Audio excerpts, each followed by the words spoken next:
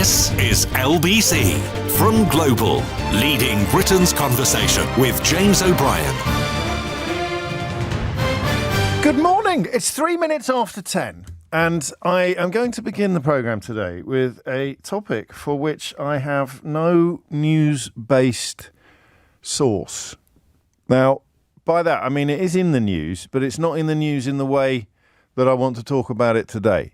This is an extraordinarily courageous way to approach radio. I'm going to ask you a question, and I have no way of checking on your answers or even ensuring that they are relevant to the bigger picture that we seek to explore together.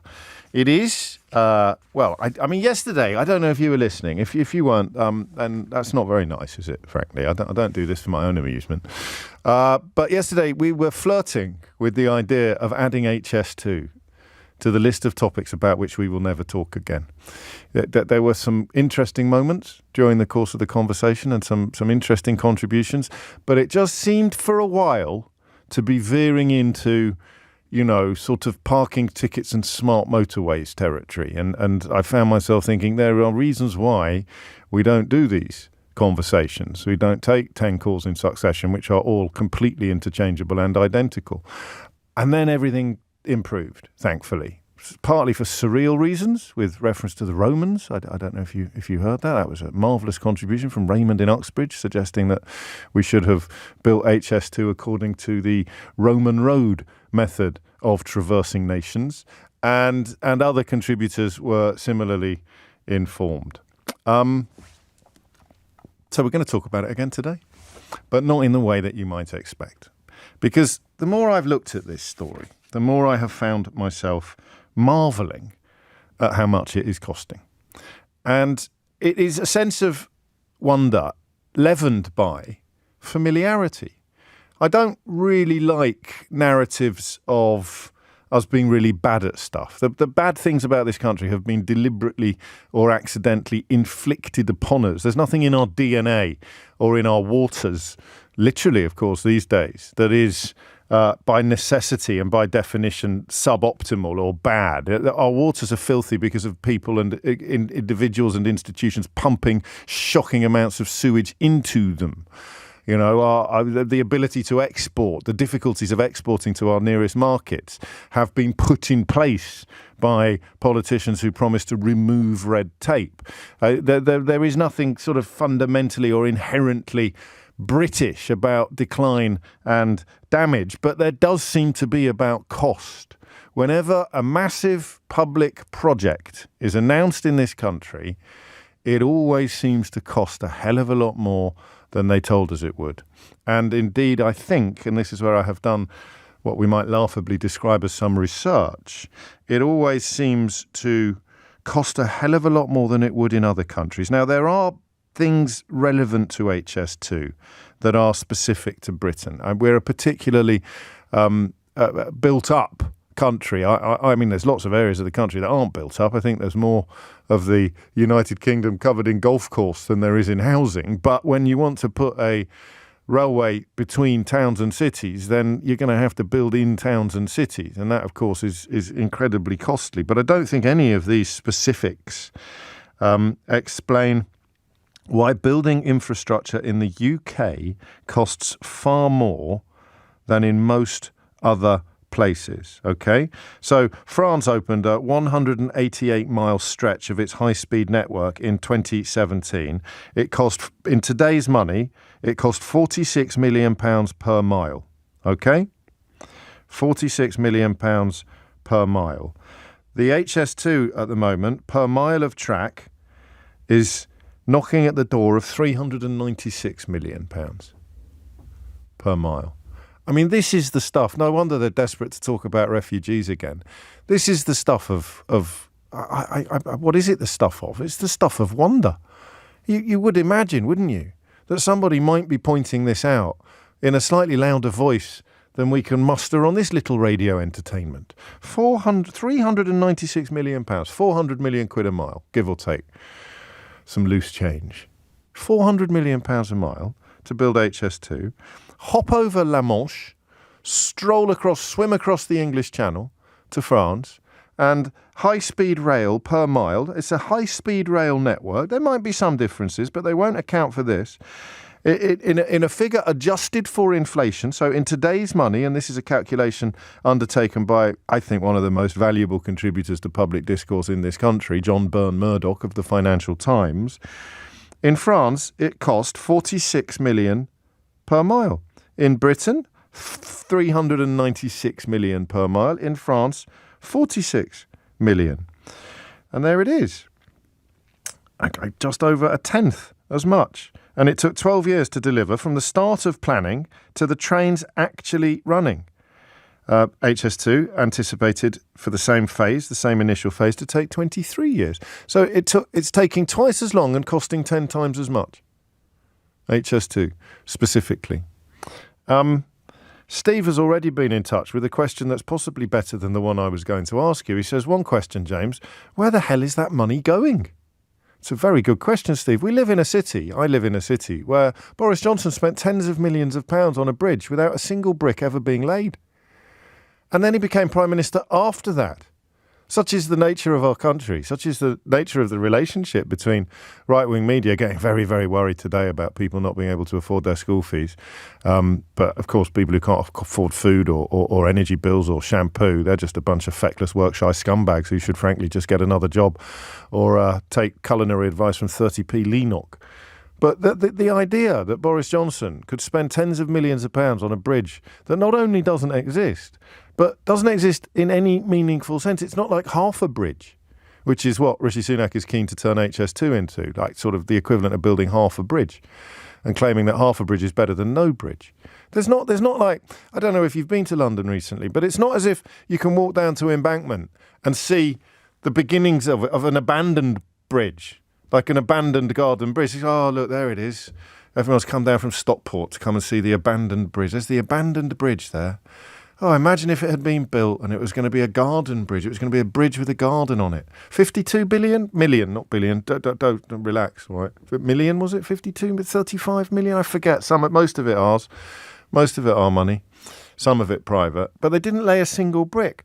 They spent tens of millions of pounds without a single blade of spade breaking a single inch of London clay. And we sit here going, oh yeah, 400 million quid per mile of HS2. Where does it go? And listen, this is representative of a wider pattern. If you look at a dozen major rail projects, all adjusted for inflation, you're looking at about £262 million per mile in this country. Japan has something called a bullet train network. It's a rather good Brad Pitt film set on a bullet train, actually. I don't know if you've seen it yet, but it's a jolly good film. It may even be called Bullet Train. Is it called Bullet Train? I think it's even called Bullet Train. I enjoyed it enormously.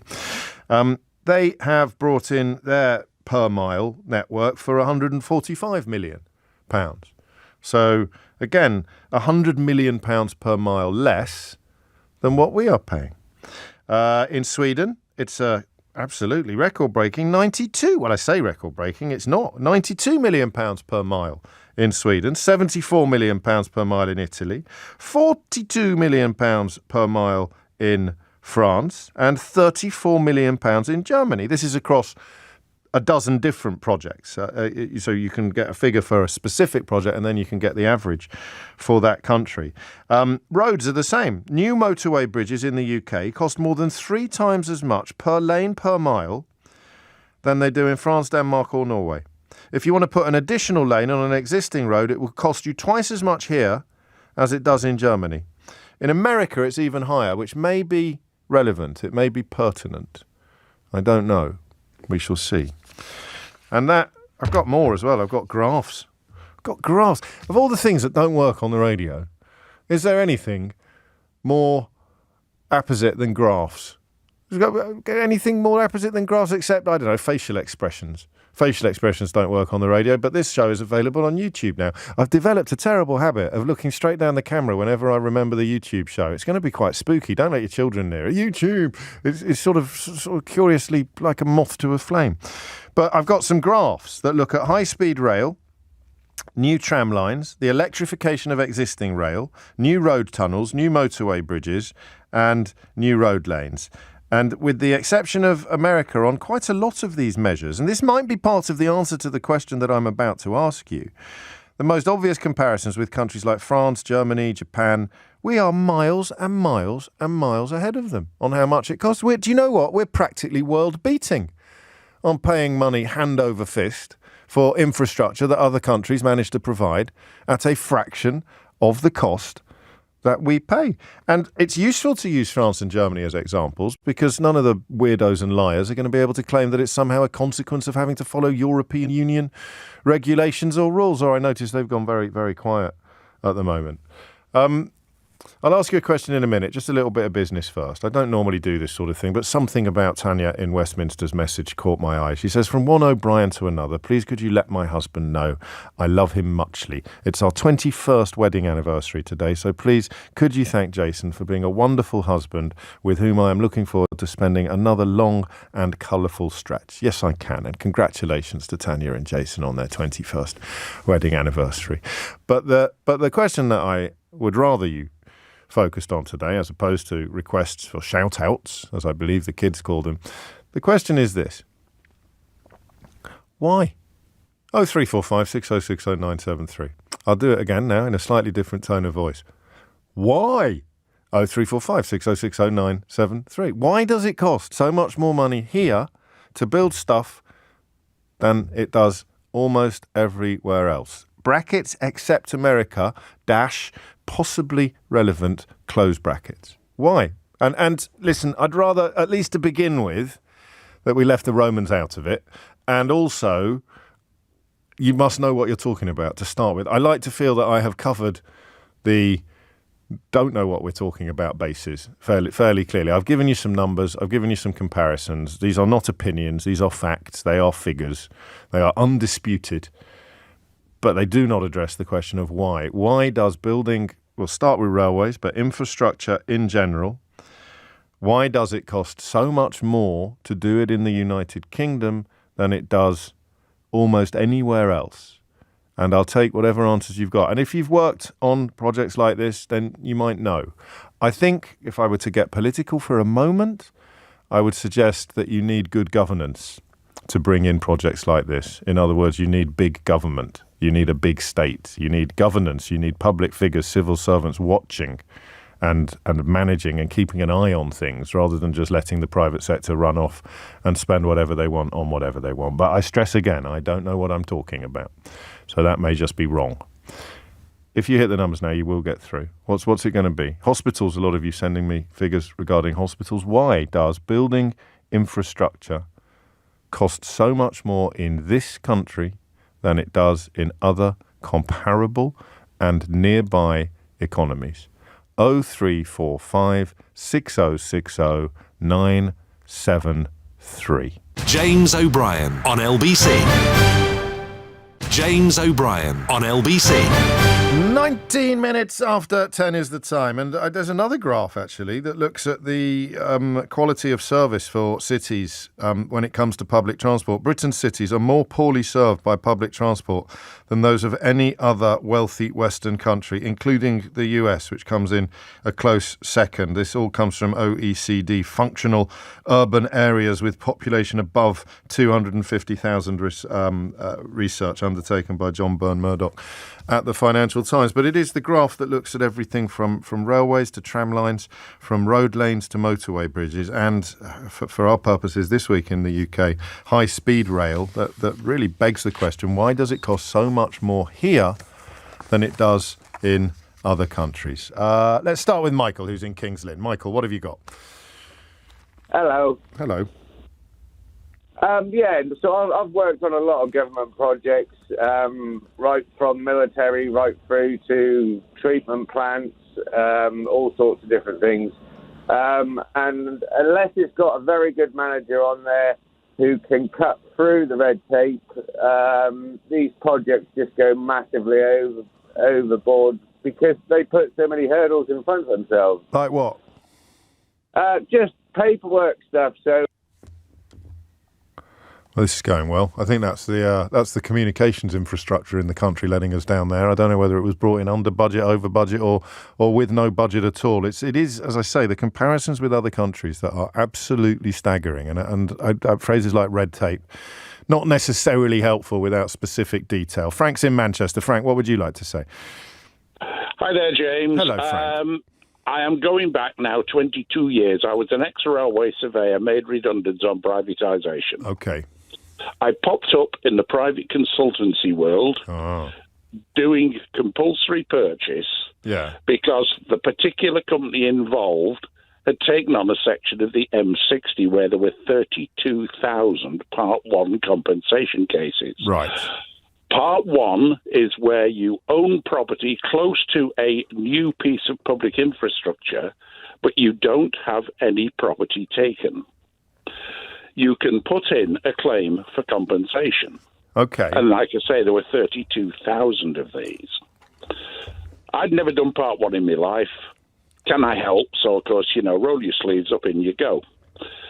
And I realised that it had the intellectual quotient of shelling peas. There was no skill to it at all. Right.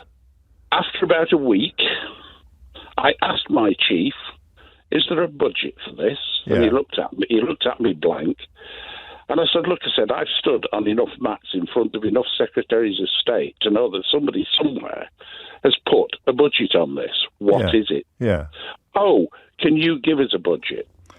So you've got 36,000 people waiting for compensation, and nobody anywhere has put a number on what the total is likely to be.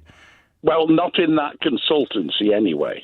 Anyway, I very rapidly compiled a budget. Yeah. £180 million.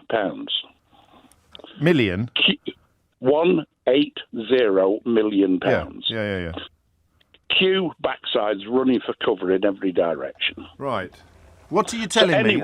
Listen, I need the edited version, Frank. What are you telling me? I know this is the trouble because it's fairly complex. It's not. No, don't talk to me like I'm stupid. Well, you're telling me that they don't know how much compensation they're going to have to pay when they announce the project. So there's a massive hole. In that case, yes. Right, fine. But, well, that would work for HS2, wouldn't it? Because that was one of the first stories we started hearing was all about compulsory purchases and things like. It would be quite hard to put a figure on stuff like that. But what do they do in other countries? Do we know? I have no idea because I kept the argument within this country. But when we looked at it, I then realised that branches of the same consultancy were doing different things around the country. Yeah. So I asked for a conference, which was refused, and we ended up with a whole hour on the telephone. But I managed to identify the fact that if you look at it like a slice of orange peel, 20% bang up on the boundary. Right. 0 at the point where you can no longer hear the new motorway, runway, whatever it is. So we give too much compensation? Well, what was happening here, they took a straight line from the top to the bottom. Right. Whereas other offices were making it look like an orange peel section, 20% on the front line, dropping like a stone, right, and then zeroing out to the distance. Not an orange peel, an orange segment. An orange segment. And everything within that segment was wasted. You just threw me. I'm sitting here drawing orange peel, Frank. And you mean an orange segment? You mean a pyramid? I'm sorry, I do. I'm being thick, James. No, you're not being thick, Frank. You're just you got your orange peel mixed up with your orange segments, and you've thrown the whole thing into disarray, mate. But basically, every pound that comprised that segment was wasted public money. And so this is going to be part of it, and albeit your experience is specific to a different project. It is on my graph. I've got new roads, new motorway bridges. So the left hand doesn't know what the right hand is doing would be one way of putting it. I got the chance to move on to a new scheme with another. This was a local authority that hadn't even been started. Right. It was a tiny scheme, 3.2 million, but it was virgin. So I rolled my sleeves up. And I did the assessment. There was £3.2 million worth of claims in. Right. And I worked out the assessment at 110,000 quid. Gosh. So I called in the claimants' surveyors, stood them in the middle of the road that had been diverted. Yes. And after 10 minutes, told them they'd all lost the claims because if they'd stood there 2 years ago, they'd have been mown down by an 18-wheeler. You're veering again, which is fine. So, in answer to Steve's question, which I think is better than mine, where did all the money go? Did it? I'm still not quite clear. And don't mention oranges. The money went in overpayment of compensation. Okay, that's interesting. And you're never going to find anyone complaining about that unless we get lucky and you ring in, because no one's ever going to ring in and say, I got far too much compensation for my house. Well, like I say, in this case, I reduced a £3.2 million compensation bill to 110,000 quid, basically by putting me toe in the door and saying... No, okay. No. And that's you acting autonomously, really. I mean, there's no one... You're not getting a slap around the chops from your boss, metaphorically speaking, if you don't do that. And in fact, if everyone else is failing to do it, you probably become a bit of a troublemaker on the team. And it's like, oh, Frank, wind your neck in, will you? The rest of us are just phoning it in. So that's not going to explain all of it, but it's going to be perhaps part of it. And how does the...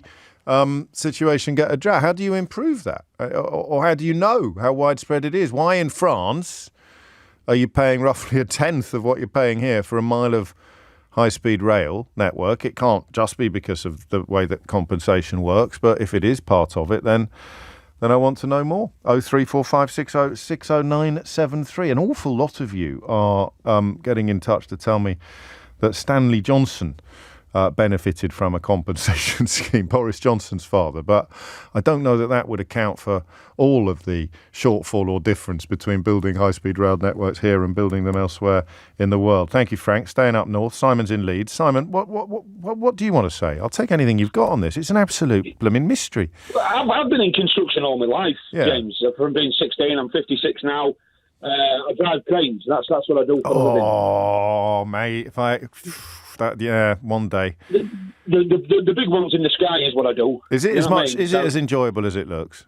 Oh, it's fantastic. Do you love your work? Lovely shots of it. Yeah, absolutely. Adore it, mate. I bet you do. I've seen some beautiful dawns and some fantastic sunsets. I can well believe it. I don't know why. I get views of cities that people paid for. Yes, I know. And, well, most of us will never see it, except perhaps out of an aeroplane window, and that'll be 10 times further away than you. There's something about cranes that speak to something in my soul, Simon. Well, my grandfather was a crane driver. That's why I drive cranes myself. Fantastic. So. I wanted to do the show up one once, but they couldn't get the insurance. No, because they move about a bit, you see, and people tend to get a bit frightened that I've not been up before, you know. No, that's right. Anyway, that's not what you rang in for. Why does it cost so much? It's the big C word, James. It's the big C word. It's vested interest as well. That's the government. The government do not use. You mean consultancies or corruption? Well, that one, the second one. I don't like to use that in a public space. You know what I mean? There could be ramifications. You know what I mean? Yes, go on. Tell me more. But basically, they don't use civil servants. Civil servants just kind of write stuff off. They just look at stuff. You know what I mean? Bits and bobs. Yeah. They use private consultancies. These private consultancies work with the same old construction companies that do all the work. Yes. So they don't. The hospitals. They build the roads. No, you do, and we can all name the companies. And they're all involved in the blacklist of trade unions. They're all, you know what I mean? They're all in that. And you look at who they fund, who they donate to. Well, we know who they donate to because one of the loudest voices complaining about HS2 being called off was the fellow that owns JCB, although we're not obviously suggesting any malfeasance on the part of any individuals or named individuals or institutions. But for people who don't know, how does that work? So an army of consultants come in. Basically, the planning goes out, the planning permission goes out, what have you, so they get consultants in there. Right. Yeah. So they get a big, I can't name the company, there's one company that does... No, don't name anybody, just talk in very loose terms. Talk in loose terms. But they come in, do the planning consultancy. Yeah. Yeah. Then it's passed on to a consultancy within that consultancy that does the construction side of it. But what you have is you've got the same major construction. No, I know I understand that, but so everybody knows that they're massively inflating budgets, and absolutely, and no one does anything about it. No, but nobody cares. Because why would you? Everyone's laughing. We're all getting paid. Everyone's laughing. We're all getting paid. But this is Great Britain. I thought this would happen in Italy with the mafia and things. This is happening in Leeds. we have a quote. Well, what's the quote from Al Capone? There's no such difference between government and gangsters. Yeah. One and the same. Did he say that? It's very clever. That's a Capone quote, allegedly. A Facebook Capone quote. A Facebook Capone quote. I love it. So, I mean, I feel like we're nibbling at the edges of answers to this question, but obviously part of the question then becomes, what is unique to this country? You're suggesting that we've got more of the seas, whether it's corruption or consultancies, vested interests. We've got more of it going on here than anywhere else, except Absolutely. America, which would make sense, oddly, wouldn't it? Absolutely. It's the same in America. It's the same in the States. It's the same major construction players that do all the work. And it makes no difference who's in power, because... that makes no difference, because that's the cost. Well, this is a uniquely depressing project, that's what you'll pay. This is a uniquely depressing conversation, isn't it? And in your game, everybody knows. It's like the biggest, worst-kept secret in the world. Everybody in construction knows. And even kind of, like, you mean, the British Library was the great example. The British Library was the first major one that went massively over. I know guys that worked on that, a lot of guys that worked on that. And so they brought in, after the British Library, a set of regulations called the Construction Design and Management Regulations, CDMs. Right. Yeah. Which was supposed to negate that. Yeah. It didn't work. So it was supposed to negate. Well, the reason it was. Well, no, because what it brought in was the advent of consultants. Oh, I see. So you need to bring a consultant in to make sure you're not going over cost. Boom. But then you go over cost. No one ever gets fired. Well, I tell you what, Simon, that is an absolute revelation for me. And it's not going to be the whole of the answer to the question. And obviously, it's a little bit simplistic just to keep hitting that figure in France, where it costs just under a tenth or just over a tenth per mile for building a high-speed railway of what it costs here. But you've got a disparity that big. You take any answer going. This is incredible stuff, and there's more to come. It's 10:33. Lottie Morley has your headlines. James O'Brien on LBC. James O'Brien on LBC. 10:37 is the time. Loads of text coming in. Apologies that I will only be able to read out some of them, but this seems pertinent from B. The UK has a massive skills shortage and deficit, making it impossible to deliver complex infrastructure projects effectively. Under this 13-year Conservative government, there has been a failure to invest in skills, project planning, project management, procurement, consultancy management and infrastructure delivery. Private sector consultants run rings around government and extract public funds. This Tory government also seems happy to overpay their donor mates and waste public funds. It doesn't help with this Tory government slagging off civil servants and managers all the time rather than investing in skills improvement. I'll take that, B, but I would add that when Labour are in power, I don't think that these massive infrastructure projects come in any quicker or cheaper. I could be wrong, but I don't think I am. The Severn Bridge, Siva tells us, came in 1967. It was on time and on budget. About £8 million. So something has changed. Of course, we should always mention the rise of the secretly funded think tanks operating on behalf of big business, vested interests, quite possibly construction companies paying their wages. They won't tell us who does pay their wages, but they are, of course, responsible for the idea that we should have less state, less government and rely more on private sector. And arguably, this massive HS2 overspend is what happens when you put everything in the hands of the private sector. 10:38 is the time. Tony is in Abergavenny. Tony, what would you like to say? Oh, hello, James. Hello, Tony. Yeah, and it's only might be part of the reason, yes. As I understand it. In France, their droit administratif is their way of controlling these things. What they do is they have a survey put out, and this is very simplified. They decide on a route, and then they listen to a few local bits and pieces, then they give out, everybody gets a letter and compensation and a date that the bulldozers move in. Whereas we tend to have days and weeks of hearings, then there's appeals, then there's sort of call-ins and all the rest of it. Yeah. They don't bother with that. They so say that's the route. I mean, in a way, that's quite tricky, isn't it? Because you don't paint a picture of the French system that many people would be envious of. The idea that exactly, but it drops through your letterbox, and it drops through your letterbox, and a week on Tuesday they knock your house down. Yeah, it's a bit like what was it, Hitchhikers, wasn't it? Yes, it is exactly like that. It's exactly. But, yeah, it's very simplified, and if somebody else wants to ring in with a bit further, better and particular. No, but you've got experience of France, have you? So that's what you're drawing on. I was a departmental lawyer, and I did a lot with European law, and I worked in town and country planning for a while before I joined the police.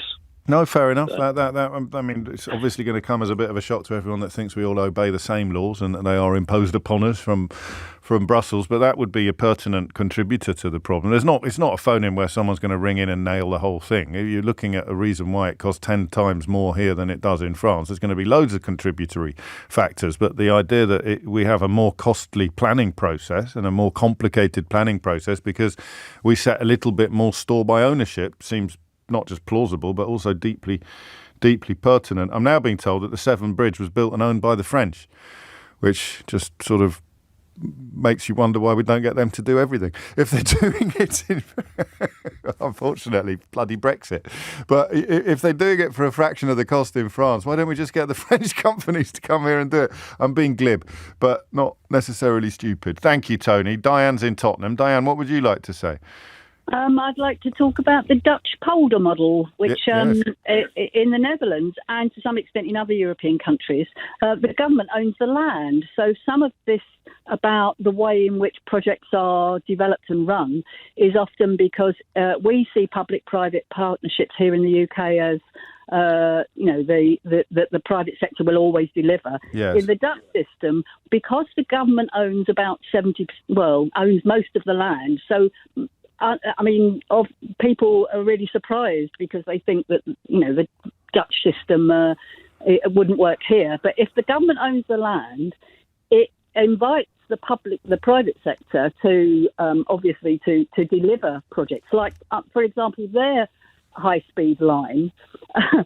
It was bizarre because I was travelling to and from the Netherlands for work, and in 1997 they agreed to build a high-speed line to link the Netherlands with, and it was delivered by 2009. After a 2-year delay, which the Dutch were so wound up about. How can it be delayed by 2 years? How does the ownership side of it work? Because I don't know much about Holland. So the large swathes of the country are owned by the state, as it were, whereas everything here is owned by, bloody aristocrats again, isn't it? Yes. Exactly. It's it's capitalism in another form. But you own your house in Holland, don't you? You own. People own a field or something. Absolutely, farmers own it. But the point is that the development value, what's called the development value, accrues to the state rather than to individuals. So what that means is that after the Second World War, and regeneration needed to happen, the government took control of land and development. And what the government does for owning the land is it prepares. Remember that most of the Netherlands is underwater if we didn't have dikes. Yes. Then they prepare land for development. So the government prepares land for development. And if, for example, in their high-speed line, they invited a consortium of the private sector to come up with plans to deliver it at a cost that they would have to agree to. But any increase in the value around that, around the line, went to the government, which meant that they could reinvest in other infrastructure. Okay, I think I understand. And that again adds to the picture that we're getting of a strangely sclerotic country. But if I understand you correctly, Diane, this is all the fault of the Norman conquest.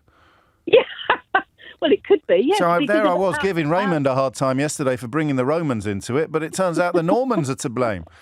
They certainly are, because of our pattern of land ownership. Because we carved it all up and gave it to William the Conqueror's mates. We certainly did. And in the Dutch model, remember, it's called the Dutch polder model, if anyone wants to look it up. Polder. But because the Dutch, the Dutch polders is about how they make their own land. The Dutch make their own land. Of course they do, Well, to be fair, so do a lot of East Anglia. So but the point being that the Dutch realised I would argue it goes back hundreds of years, but particularly since the Second World War, that unless they built the dikes, the Netherlands would be. Would you trust a private company to build a dike? No, I wouldn't. No, and this notion of ownership, of course, is going to be tied up in history. I'm not even being silly when I talk about the Normans. You're looking at a country where everything is owned by a tiny, tiny number of people. So you want to build a railway right through the middle of it, then you're going to be dealing with ownership issues. And the fact that we've got a royal family, they own huge swathes of the country. They own it in a way that some governments, it would seem, can, if not supersede, then at least bypass. This is fascinating stuff, Dutch polder system. Thank you, Diane. So, there you've got a problem of undoing it. You probably couldn't undo it. I wonder how much money goes to landowners in the UK for having a railway built through their land compared to in France or indeed Holland, if indeed you can make a straight comparison. 10:45 is the time. James O'Brien on LBC. James O'Brien on LBC. Thank you for your recommendations on further listening and reading. One that I am already aware of, or certainly someone I am already aware of, is an Irish economist called David McWilliams, who does a brilliant podcast. He also organises the Dorky Book Festival, which is an absolute jewel in the... It's one of the main reasons why I still write books, is so that I can go to the Dorky Book Festival. And I'll be going next summer with the new one. Just a tiny bit too late for this year's. But he's got a podcast, the David McWilliams podcast. As an economist, I think he was one of the first people, one of that tiny number of people who saw the 2008 financial crisis coming. But he talks about the necessity of taking back control of public infrastructure projects. They need to be under the remit of the state, because if they're not in the control of the government, then who is keeping an eye on things? I know it sounds odd, but the alternative is what we've got going on here. And the countries that are bringing in these projects at a fraction of the cost that we pay are countries where the state has a much tighter grip on proceedings than it does here. And if you think that sounds odd, then just wonder why it sounds odd in Britain, in a country where the Tory government and the rancid think tank ecosystem and the right-wing media is constantly telling us that the civil service is bad, that the blob is bad, that we should be trusting more in private sector, give it all to the business. It's actually bonkers when you look at the success of the con. We're so far down the road that we can't even see the ends of our own noses anymore. What is the answer to a lot of these problems? Well, the answer is to have, more investment in the state, a state infrastructure. Governance is the word that you want. Good governance. Keeping an eye on these projects rather than saying we shall outsource it. We shall outsource it to the private sector. So I'll retweet the link to that particular podcast. And I'd remind you that for all the talk of the Norman Conquest and the Dutch model, this doesn't just apply to building stuff. Indeed, as this text from Simon reminds us, pretty much every IT project instigated by the government goes over budget and over timetable, often spectacularly so. I think there was an NHS computer system, wasn't there? And he says, just look at the COVID test and trace, £37 billion for a barely functional system. So it's not going to be the nature of property ownership that explains the bulk of this. It's going to be the relationship between public and private sector, I think. Hayley is in East Grinstead. Hayley, what would you like to say? Firstly, honour to speak to you, James. I've been trying for such a long time. You're very kind, so you really are. But it's going to be a huge anticlimax for you. Let me apologise in advance. Well, I'll apologise in advance as well then. Thanks. Okay, yes. So I've spent years working in IT, and I just wanted to use that as an analogy. Yes. Construction and stuff.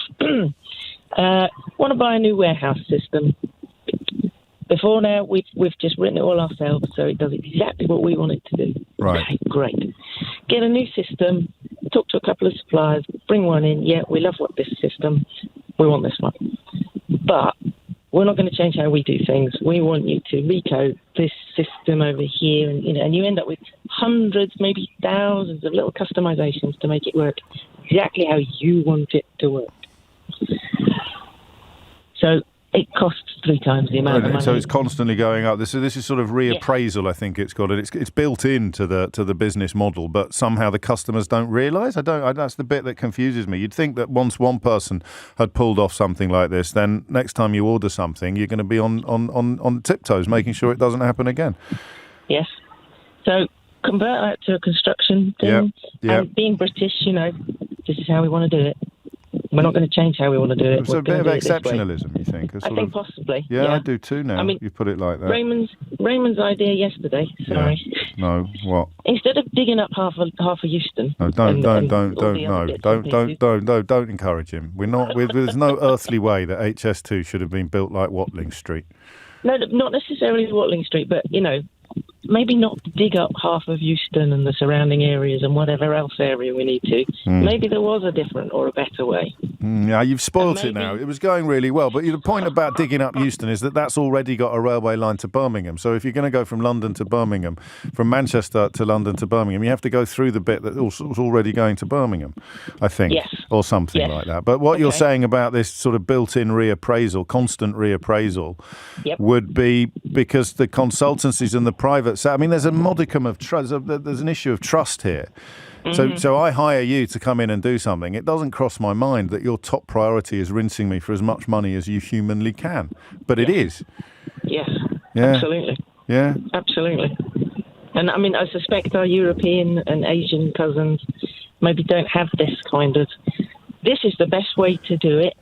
Let's do it this way. And well, next also, time they we don't, do another one. Yes, of course. We won't learn anything from the mistakes we made last time. And they haven't got, almost all of the media essentially shilling for big businesses. The main governing party for the last 13 years, literally in the pocket of the kind of donors who are profiting enormously from the kind of projects that you describe. The JCB bloke kicking off about the potential calling of time on HS2 suddenly appears rather different from how it did at first glance. Hayley, thank you. I hope that lived up to your lofty expectations. Thank you for your lovely words. 10:55 is the time. Pete's in Bristol. Pete, what have you got? Hi, James. How you doing? Very well, Pete. Sorry to take you off loudspeaker. So my dad and my sister both work in infrastructure, like national infrastructure projects. So I'm not an expert on this. That's all right, no one is. And the ones that are won't tell us because they're the ones that are laughing all the way to the bank. Exactly. So one of them's in communications, the other one's a lawyer. Well, are you making a cake at the moment? Have you got a food mixer going on in the background? No, just a kettle. I thought I'd have more warning before I came on national radio. You got the kettle on while you're talking to me. I thought your producer might come back and That's say... That's absolutely ridiculous. Turn the kettle off this minute. It is off. Now carry on. Nothing in the background. Thank you. Milk and 2 sugars, please. So communications and law, and they both work for private companies. I might just make a sandwich, actually. You just carry on talking. All right. So they work for private companies, and the main client is the Department of Transport. Yeah. And they both take home quite good salaries for what in other countries I think would just be civil servants doing those jobs on a kind of set salary. So it's outsourcing it, and presumably the bigger the project, the fewer companies there are that can be bidding for it anyway. That's the nub of it. Yeah. That's really where it is. There's very few companies that can actually compete for these projects because they're so large. And so we call them in and tell them to write their own bill. Yeah, and when people talk about red tape in other countries, I don't know if they've ever dealt with red tape in other countries, but I've lived for a bit in Germany, and the bureaucracy there is insane. It is very difficult to get stuff done. I find it worse there than here, on a different sort of level, but I don't think it's red tape. I think it's not to do with outsourcing. It's follow the money, Pete. Follow the money, and then you'll probably find your answers. And that's why Steve's question at the outset was the killer question to us. Where does all the money go? And the answer is to the companies that are doing the work. And are they going to complain about being over budget and over schedule? No, of course they're not. The longer over schedule it goes, the longer they get paid for, and the higher over budget it goes, the more money they get. I found this a really surreal experience. I can't believe we've never touched on it before. Thank you, Pete. Brian's in Milton Keynes. Brian, what would you like to say? Morning, James. Just along the lines of where does the money go? Yes. Very basically, in my view, there's two forms of contract, construction contract. Cost reimbursement or fixed fee. Yeah. Fixed fee is when you've got something fully designed. Picture a house. Your house is fully designed. There you go. From that, you derive a bill of quantities, which tells you each item. Cost reimbursement is the opposite. You really haven't got a clue what you want, but you want something to go in and make a start, ASAP. And I think that's the key. It's more... to get a true comparison, you would need a reasonable amount of design done first with some bills of quantity. So where did we overrun? Yes, there's a contingency in there and that's what I think we're missing. But where is the visibility? What was the initial design? What was it based on? Well, you're trusting the consultants on this, you do, because there's no one in the civil service that's got the expertise to do it anymore. Those days are gone, really. I don't know whether it's austerity or ideology, but the idea that you'd have, local councillors and not councillors, but people working for councils. It's all being outsourced. All of it is outsourced to the private sector, so they're marking their own homework at every turn. It is, but if you had something a bit more regimented, also, James, yes, I agree with you. I agree. I think you're making perfect sense. I'd go further, Brian, and you tell me how plausible this is. But when we've got builders in, if they should suffer if things go wrong. They should make less money. Exactly. Sorry, James. It's about a portion of risk. Yes, exactly. So that's the phrase I'm looking for. If it comes in here that and that should be in the contract. To a certain extent, because that's what the contracts are, the portion of risk. If it's lump sum, so they're going to get their backsides in gear, aren't they? If it looks like it's going to be running late, they're going to get their backsides in gear. Lose some of the profit by paying overtime, so everyone's working through the night under arc lights, but it's going to come in on budget, because if it doesn't, it's going to cost us a hell of a lot more than it's going to cost us to make sure that it does. Exactly. Well, yeah, it is, you see. So, it's a very strange old business, this, isn't it? And the figures, when you look at it, comparing just the UK to France or to Germany or to Japan, are absolutely staggering. And yet, the UK public is being encouraged to get cross about all sorts of other things, not really about this. I don't know, what was the actual figure on the Garden Bridge? Because I think it's a really helpful illustration. Over £60 million, I think, of promised public money. I'm just trying to remember exactly how much was spent. But if you can preside over that, this is the United Kingdom and how they get away with it, not where does the money go. Boris Johnson can spend tens of billions of pounds on a vanity project that doesn't get built. And such is the nature of supine client journalism in this country that it's not even a bump in the road on his path to Prime Minister. James O'Brien on LBC. It's 4 minutes after 11 now. You're listening to James O'Brien on LBC. I should give you a quick heads up. We're going to have another one of our AI conversations at some point this week, possibly today, possibly not. I haven't decided yet. But do you remember when we sort of said it's going to kick off? It's going to be like that law about microprocessors, that they will double in capacity and shrink in size exponentially. AI, even Rishi Sunak is warning about it. Two things drawing my attention to it. An incredible story involving Stephen Fry, which I saw earlier this week. I saw it last week. Because he recorded all of the Harry Potter books, his voice is there. And AI can therefore kind of make it sound as if he's voiced almost anything. I think he found a history documentary that was essentially being narrated in his voice that he had absolutely nothing to do with. And another example of it, I saw Satnam Sanghera, the journalist and rather brilliant author. I'm delighted to say he's hosting my event in Birmingham in November for the new book. But Satnam finding that AI is being trained using his books without his permission as a database where millions of hours of authors' work is being exploited by big tech with zero payment to the writers. So there's a lot going on. And we said we'd have fairly regular catch-ups. And I would abandon my traditional habit of almost celebrating my own ignorance. And I did it again yesterday, not on the show, thankfully, but off air. I said, what's that? What's the difference between Google Docs and Google Notes? And my colleague said, well, Google Notes is essentially a spreadsheet. I said, you've lost me. I've got to stop. You've got to stop doing that, being almost like proud of how things you don't know about. It's a stupid condition.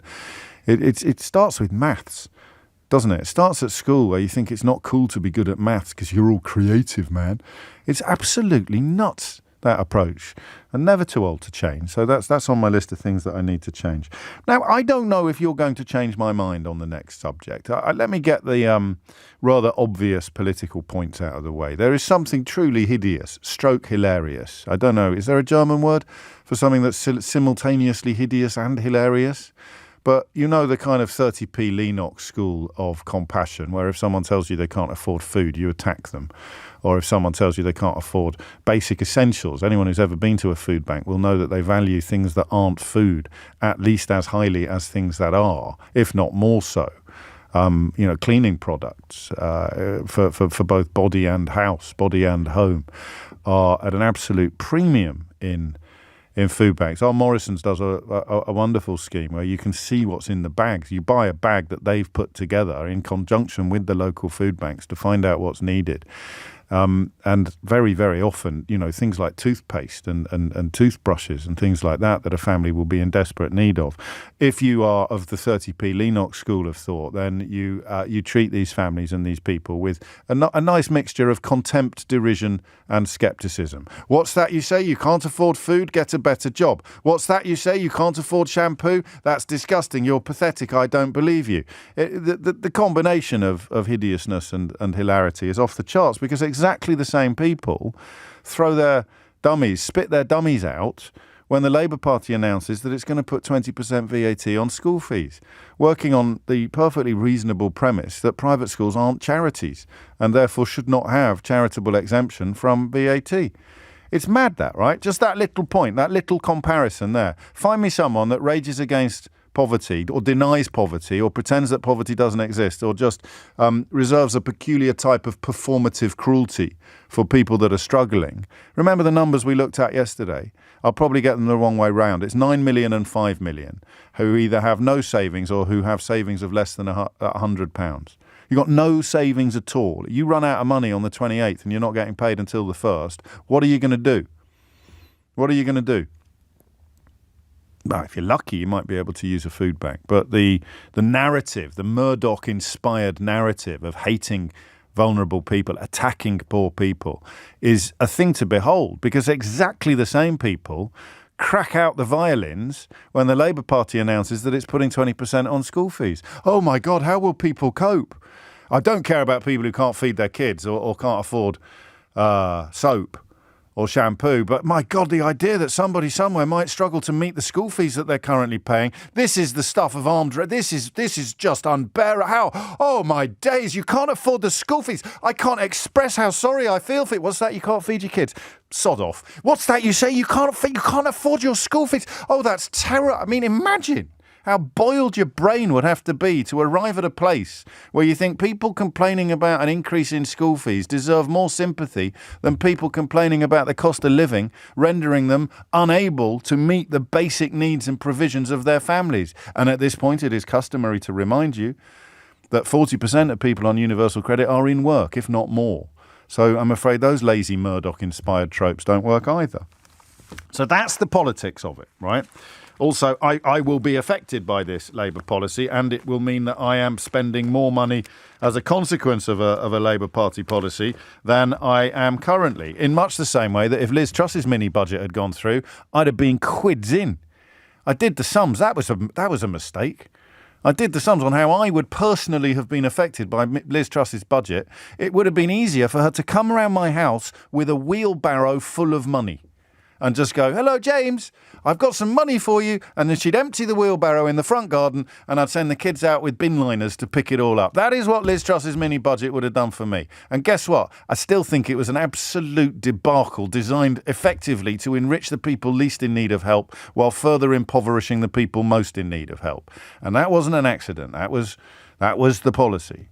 So here I am looking at the Labour policy to put 20% VAT on school fees, conscious of the fact that I will be affected by it and conscious of the fact that I can afford it, which means that if I was of a conservative bent and you were telling me that you're worried you won't be able to afford it, I'd just laugh at you and tell you to get a better job.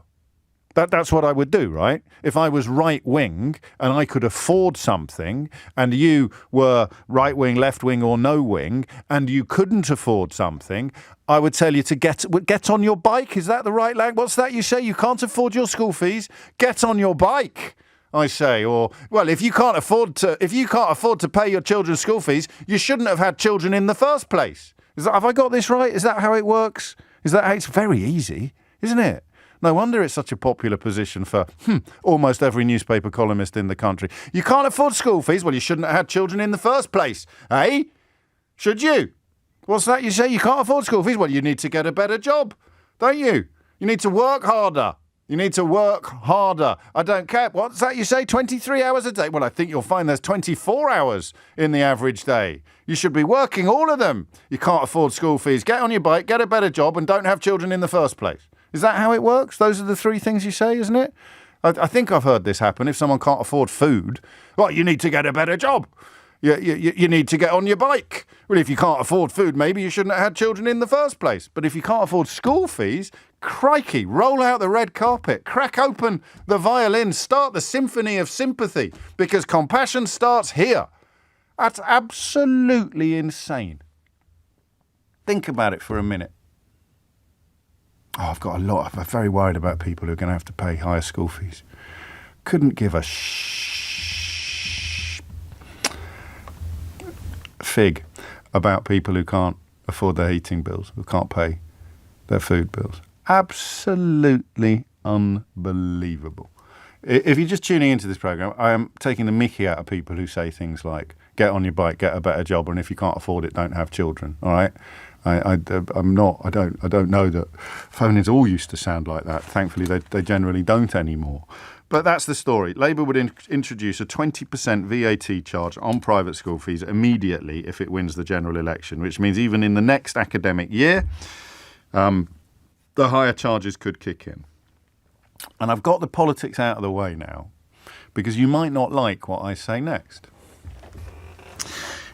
Private education is fundamentally unfair. That is why we pay. It is a choice that is taken by people lucky enough to be in a position to make that choice, that giving their children a head start in life, an unfair head start in life, it would be stupid not to do it. If the head start is available, you would be stupid not to take it. Some people manage to be bigger and even more moral than that. The ones I think of first are actually Alistair Campbell and his wife Fiona Miller, who could obviously afford to send their children to private school but elected not to, and I think in Fiona's case got heavily involved in the governance of the school with the hope of pulling everybody with them on the path to improvement. My dad would come back from the grave and haunt me if I could afford to send my children to private school and didn't. He was, a man who valued education, partly because he didn't have much, left school at 15, but crucially understood, having ended up on the Daily Telegraph, the secret codes of class in this country. And for good or for ill, he wanted me to have the golden ticket that he didn't have. And guess what? It worked. Right? Dad, infinitely better journalist than me. In terms of measurable career success, I've done better than him. And I shouldn't have done, because he's a much, much, much better journalist than I would ever be, but I speak the lingo, right? I've got the moves, what they call the public school swagger. I know the people. I'm the kind of person when I meet somebody new and they say, what school did you go to? You don't say, why are you asking me what school I went to? You never would have heard of it. You say, well, I went to blah, blah, blah. And they say, oh, you must know. Blah, blah, blah. And I say, oh, yes, of course I do. I have his brother still playing cricket, is he? Marvellous. And it comes very naturally to me. I'm not ashamed of it or embarrassed by it. I'm proud of the effort and the energy that my parents put into giving me this wonderful, wonderful gift. But it probably shouldn't exist. And then I give it to my children while acknowledging that it probably shouldn't exist. You're quite right, Dad. I missed a bit. If you can't afford your school fees, stop. So just cancel your Netflix subscription and stop eating so many avocados on toast. So there it is. It shouldn't exist, but as long as it does exist, I'm having it. I'm having it for me and I'm having it for my kids, right? But here's the thing. Here's the thing I genuinely don't understand. Or rather, I understand it, but I don't have a neat answer to it. Because if you've got an unfair privilege, right, an unfair advantage, and don't waste 10pence calling me, well, you can't afford it actually, can you? But if you could afford it, don't waste 10pence calling me to tell me how hard you work to send your children to private school, because that's deeply insulting to people who work at least as hard as you do, but couldn't dream of finding 10, 15, 40,000 pound a year to educate their children. So it's got nothing to do with how hard you work. There are questions about prioritisation. Some people would rather drive a fancy car and go on foreign holidays than privately educate their children, but you're both privileged. You're just choosing to exercise your financial privilege in different ways. So don't waste 10pence calling me about that. Here's the bit I don't get. Here's the bit I really don't get, and it's philosophy, this. So you've got an unfair advantage that is currently enjoyed by, let us say, for the sake of argument, 10% of the population. 10% of this, a bit lower than that, actually, but in order to do the sums that I'm going to need to do while building up this question, I'm sticking with 10% because it's nice and easily divisible. So 10% of the population enjoys an unfair advantage. 10% of the nation's children enjoy an unfair advantage. What's better, leaving it as it is or reducing it to 8% or 5%? You are not removing it. So the unfair advantage is still in place. Now, my dad absolutely of the view that if he can get me over that line, if he can get one of those golden tickets for his boy, then he's going to move heaven and earth to get it. And he is going to. I realised after he died and I went through his effects that he couldn't really afford it. Okay, breaks my heart that I cannot now turn around and, look after him a bit. Breaks my heart. Absolutely breaks my heart. He couldn't really afford it, but he did it. And I become one of the 10%. And I accrue and enjoy all the advantages that come with that. Not just the educational attainments. I'm the kind of kid who could quite easily have got lost in a comprehensive school because I was, as you could probably imagine, I was a prat as a teenager. And I revelled in not doing stuff. And I was lucky at my school to encounter amazing teachers who looked after me and saw through my foolishness and steered me until I got expelled, which is another illustration of me being a prat, just in case you thought I was exaggerating. And it didn't stop me. Even getting expelled from school in my final year didn't stop me from going to a brilliant university and enjoying a career that I thank the Lord every day for. Okay? None of it would have happened without the school that I went to, without the education that I got. I like to think it might have done. That's just arrogance. It wouldn't have done. Right? So that 10% includes me, and I think it is a good thing that I'm in it. And it's not just people like, I don't know, Zach Goldsmith and Jacob Rees-Mogg. I think it's a good thing that I got that golden ticket. I think the country is better off because a few people like me got that golden ticket rather than them just being handed down hereditarily. I don't think that's a word. I should get a refund on that term's fees. Rather than the golden tickets being handed down through a hereditary system to the children of the people who had golden tickets. My dad didn't have a golden ticket. He got one for me. He bought one for me. So what's better? If you're not getting rid of the golden ticket, what's better? 10% of the population having it and it therefore being accessible to people like us? Or 5% having it and it being accessible to nobody who hasn't got, let's just say, for the sake of argument, for a boarding school place, 50 grand, after tax, clear, per child. I don't know the answer to that, and I'm being desperately, brutally honest with you, because as with an awful lot of people who have a personal relationship with this issue, I don't know how much of my opinions are based upon my experiences and how much of them I would hold if I'd had very different experiences. And you could tell, because my voice broke, that when I think about what my dad did, it makes me cry. It makes my heart swell. And you will never change that. But neither will you ever change my view that these advantages shouldn't exist. They shouldn't be for sale. But if they are for sale, how can it be better for even fewer people than now to have access to them than yesterday? 0345 6060 973 is the number that you need. It's 11:20. James O'Brien on LBC. James O'Brien on LBC. 23 minutes after 11 is the time. I don't know what the politics of it will be. I don't imagine that parents will be facing a 20% increase in their school fees. I think the school will absorb some of it. Some private schools, of course, are owned by investment vehicles. There's one in my neck of the woods that's been closed down with less than a term's notice for parents, presumably because the hedge fund or whatever you call it that owns it has decided they can make more money by building flats on the site. So, the politics of it and all of the money that is raised by the increase on by charging VAT on school fees will go to the state education system. So it's win-win in one sense. But if an unfair advantage is available to 10% of the population, in the great scheme of things, is it better to leave it at 10 or to reduce it to, let's just say, 5 for the sake of argument? And I don't know the answer to that. Sarah is in High Wycombe. Sarah, what would you like to say? Good morning, James. Hello, so I'm a teacher. I'd like to tell you how it would work in our area if there was a 5% reduction in children able to attend private school. We've got a very big problem in Buckinghamshire with private schools poaching staff members from state schools at a time of a recruitment crisis. Right, yes. So we've recently had our caretaker poached by the local private school. Caretaker. My head teacher, our caretaker's been poached by the local, headhunted. Yes. Our head teacher is now cleaning the school because we can't recruit. My daughter's school the physics department, almost the whole physics department of secondary school, was poached by the local private school. So we've lost those teachers. We're a grammar school area. Yeah. And what happens with the children who don't get selected for the grammar school is that a large number of these energetic, well-meaning parents send their children off to the local private school. So the comprehensive/secondary modern is deprived of a lot of enthusiastic parents who really care about their children's education. So in my area, if there was a 5% reduction in the number of children in private schools, it would be good news all around. It would be good news for the recruitment crisis that is facing the school where I teach. It would be good news for the parent-teacher associations, for the local secondary modern comprehensives, because they would get an influx of new parents. So all-round good thing here. So I am battling, this texter says, with the choice of personal benefits versus community benefits.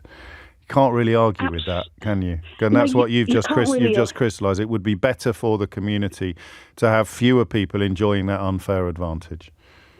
Yeah, absolutely. And what about the sense of hereditary privilege, though? What about the fact that the pyramid? It's almost like you'd be inserting a space where now the pyramid is solid. The chances of getting from the bottom 90% of it into the top, or the bottom 95% of it into the top 5% is even smaller than it was before. I think I've got a unique perspective on this because on, my husband works for an international company, and we're the sort of family that Liz Truss and now Kwarteng and now Rishi Sunak are trying to shower with money. Yes. So if they scrapped inheritance tax, we'd be cartwheeling all the way to the bank. Right. So I see that, but then I see what's happening in the school where I teach, where we have children who are sharing beds because they haven't got enough beds. Yeah. We've got families using food banks. We've got the system of special needs support collapsing. And I say, absolutely, bring it on with the tax on private school fees, because the needs of the community are much more important than the needs of these already wealthy families. Okay, that's beautifully put, Sarah, and I thank you. I said that people would be unable to change my feelings on this issue, but I don't think I can necessarily say the same about my thoughts. 27 minutes after 11 is the time. Geordie's in Brussels. Geordie, what would you like to say? Hello, James. Very nice talking to you. Thank you. I think that the first element to introduce in this conversation, I think that is also applicable to many other conversations, is one of conservative circles. If you think about yourself or your family, obviously the rational decision is to take to a private school. That is obvious. But then if you think in national terms, that changes, because what you're seeing is the effect in the rest of the country and in society as a whole. Same thing can apply if we talk about energy or the environment. Now, moving on to the education system, I think that there is one example, if I'm not mistaken, where they took this to the extreme, and that is Finland. And what they did was to simply abolish private education. So they said everyone's going to be through public education. This means that the policies of the government are geared towards benefiting all families and not just a few. Because the problem that we have in systems like in the UK, be it the 10% or the 5%, is that these 5 or 10% have an oversized influence in the policies of the country. So you can imagine that Eton is not going to have a problem with leaky rooftops like some of the schools now going on. So by diminishing from 10% to 5% or even more, you would create an incentive for public officials to make policies that benefit the whole of the country. Yeah, that's a really good point as well. I think I'm on a hiding to nothing with this one. So it is as that texter said, it's the difference between the personal and the public. What's best for you as an individual, having access to private education will be an advantage that I can enjoy. That is correct. What's best for society? Reduce it as much as you can. So even having it at 5% is better than having it at 10%. That is correct. And this is why these discussions are so insidious, because both sides are correct. Yes. But it depends from which conceptual circle you are judging the situation. Beautifully put. the more you take, or the wider view you take, the more you have to look after the country instead of after a particular set of individuals. Yeah, it's very nicely put, and as ever with international comparisons, you do realise that we're a funny little place. Finland outperforms us on every educational metric with a well-funded state education system and very, very, very few private schools. I think there's only one in Sweden. I could be wrong about that, but I think it's mostly for the children of diplomats, and the idea of having private schools is a little bit ridiculous. I don't agree with your premise, just for balance. If you simply say private school is an unfair advantage, it's a slippery slope. Next, you'll be saying that anyone who earns more than average has an unfair advantage, and we tax everyone to equity. Fact is, the state system won't cope with the influx of new students, and all pupils will be worse off with bigger class sizes, etc. All the money raised from the VAT will go into the state system. And I'll tell you now that when you get some sharp-elbowed middle-class parents who've just been squeezed out of being able to afford private school, turning up in their local state schools, everything will improve. I mean, it just will. You'll have more fundraising. You'll have better PTAs. You'll have... I don't like this. It's not an ideal scenario, but it is exactly what would happen. And it's not a slippery slope any more than having an NHS that's free at the point of care is a slippery slope. And of course, you pay more into that according to how much you earn. So, listen, everyone is going to come at this from a personal perspective, and that's why I think my own personal perspective upsets some people, because it's so honest. It's so brutally honest. It's grossly unfair. But if I can afford it, I'm having it. What I won't tolerate is people claiming that somehow people who can't afford to feed their children deserve contempt and scepticism, and people who are worried that they might not be able to afford increased school fees deserve sympathy and a warm hug. I'm making a list of all the things that you can say to them about getting on your bike, getting a better job, cancel your Netflix subscription, maybe have fewer tattoos, stop having avocado and toast for your tea. And of course, ultimately, if you can't afford school fees and you don't want your children to go into the state school system, then don't have children if you can't afford them.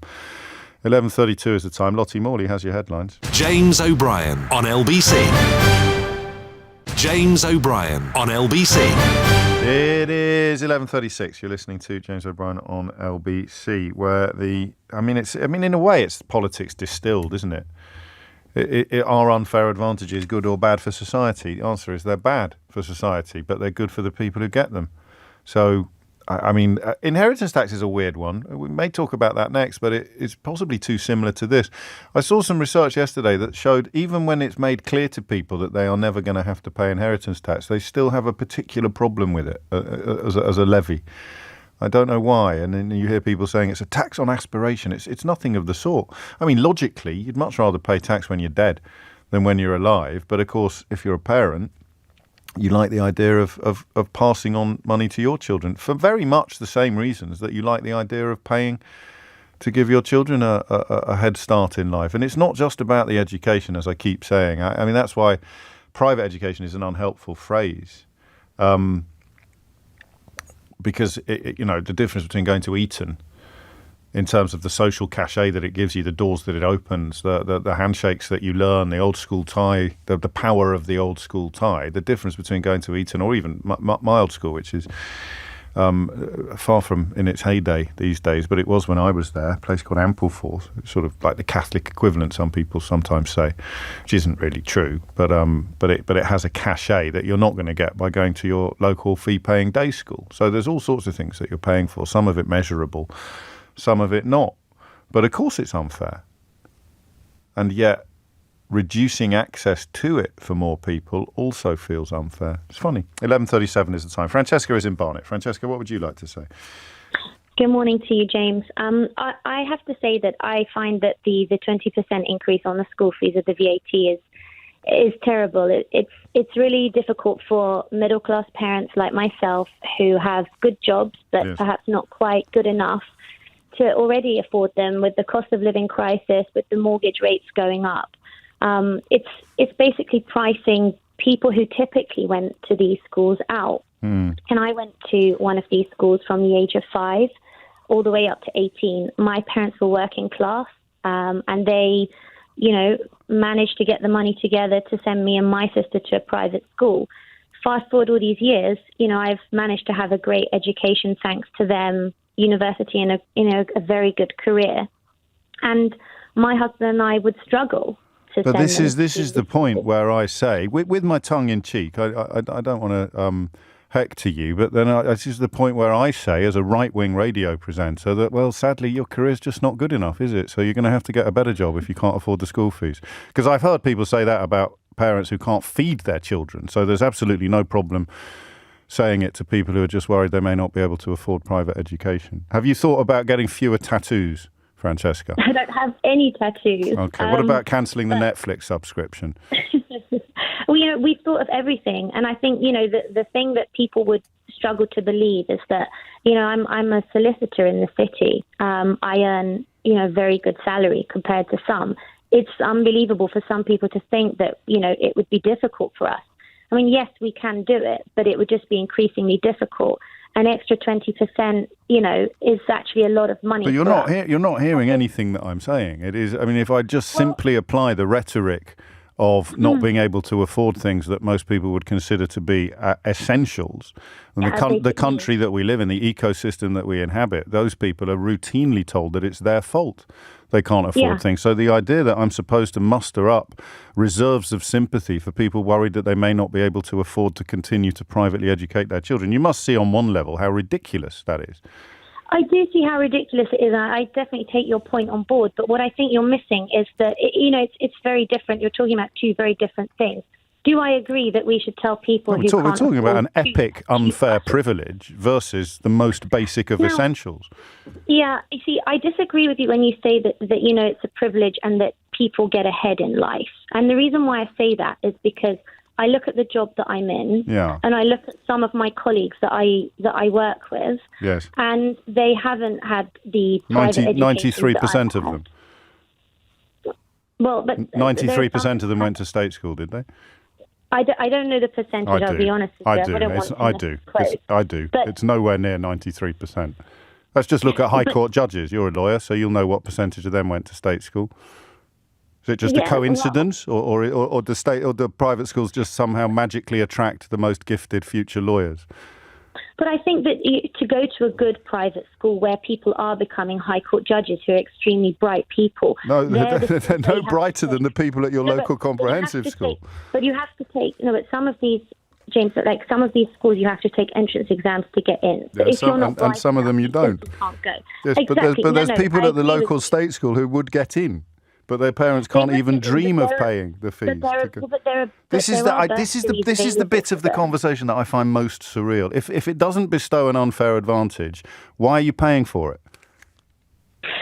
For all the other things that come with it, the amazing facilities that they have at these schools, the sports grounds that they've got, the music. If your child, let's say, isn't particularly academic, then they might find something they can do in the future that's not based on academia. That's an unfair advantage to the kid over the road who's not particularly academic, who's not going to the school. Listen, I'm in the same boat as you, although I'm in exactly the same boat as you.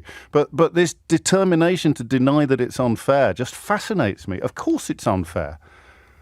But that's just the way the whole system is built, isn't it? Yes, it's an unfair system. But why are you so keen to deny that it's an unfair advantage? Why do you need? Because I'm comfortable saying it's unfair. Because I don't see it. I mean, in my line of work that I do, I don't see it as an unfair advantage. If I had it right in front of me, then I would say, yeah, I agree with you. I mean, I don't agree with private schools. I don't understand what you're saying now. Why not? If you had it right in front of you, you'd say it was unfair, but in your line of work, you don't think it is. I don't think it's because not everybody around me also went to a private school. No, and yet they're doing for it not to be, back to the numbers again, for it not to be an unfair advantage in your high-flying city job, you would need to have 93% of your colleagues state-educated for it not to have bestowed an unfair advantage on the privately educated contingent. But I think it's also a choice that every parent makes, isn't it? It's not a choice that every parent makes. It's a choice that every parent who can afford it makes. That's true. I take your point there. That is true. But why do you have to penalise us even more if we want to make that choice for our children? Because it entrenches an unfairness at the heart of our society. And it's not. Why is it penalising you? It's a great privilege. If you have to pay more, it becomes an even more rarefied constituency that you're a member of. I think it's important for a lot of people that to correct the assumption that a lot of children that go to these schools have, millionaire parents. No one said that on this show. No one has even suggested that on this show. In fact, I spoke about my own father who couldn't afford it, really, but somehow managed to cobble the cash together. So I'm afraid that cliche doesn't wash here either, Francesca. They did this morning on Nick Ferrari's show. Well, I'm not responsible for what happens on Nick Ferrari's show. But I'm just saying that I'm just making the point that not everybody, if some people think that an extra 20% isn't actually going to have a big effect on a lot of people. Of course it is. Of course it is going to have a big effect. Otherwise we wouldn't be talking about it. But it is. We're coming round in circles, and the biggest circle of all is your reluctant stroke refusal to admit that it's an unfair advantage, even as you pay significant sums of money to secure it for your children. I just think it's a choice as opposed to an unfair advantage, but we can agree to disagree. No, we can't, I'm afraid, because it isn't. That's a bit like saying that's an apple and you say it's a pear and then we agree to disagree. It's a bloody apple, Francesca. It's an unfair advantage. Otherwise, you simply wouldn't be paying for it. You are paying to give your children something that is denied to children, 90% of children in this country. You just are. You give it to your children as well. Absolutely, and I'm telling you it's an unfair advantage. Why have you got a problem admitting it? But if you feel that way, though, why do you do it? Because I don't want your children to have a monopoly on that advantage. I want mine to be in the game as well, just like my dad wanted me to be in the game. I'd rather the advantage didn't exist. But you can't change that unless we live in a communist society. Oh, really? So every country where there's no private education is a communist society, is it? No, I don't mean it like that. Sorry. How do you mean it then? I just think that the other countries that have amazing state schools, which you're absolutely right to have pointed out earlier, I think that their whole taxation system and the way that they deal with things is very different. No, it's not. I don't agree with... Finland just abolished it. Right. Finland just abolished it cold. Just took a decision one day, we're not going to have private schools anymore. But I think unless the government actually takes a bigger decision... Well, that's what the government is doing when it's a Labour government. It's introducing a 20%, which reduces the amount of people enjoying this massively unfair advantage. And the lower that number gets, the better society and the fairer society becomes. And where are all the children that, come out of private school to go into state school? Where are they going to go when there are no places for them? There are loads of places. Schools in central London are closing. Primary schools have got a huge shortage of new children starting, to the point that many schools are closing. And you won't find anyone in the United Kingdom that can't find a place in a school for their child. So you don't need to worry on their account. I do think that there are lots, especially in the area that I am. I'm speaking of secondary schools that genuinely don't have extra places, and children don't have places to go. Okay, well, if we end up in a mythical future where children are roaming the streets unable to attend school, then that would be the responsibility of government. But it's not an argument for continuing the perpetuation of a hugely unfair advantage that we secure for our children by dint of being wealthy. In fact, if you want a fair society, it should be the children of the poorest parents that go to the very, very best schools, and then the future would become more equal for everybody. I'm not sure I can help you any more than I have already, but I'll tell you one thing for nothing.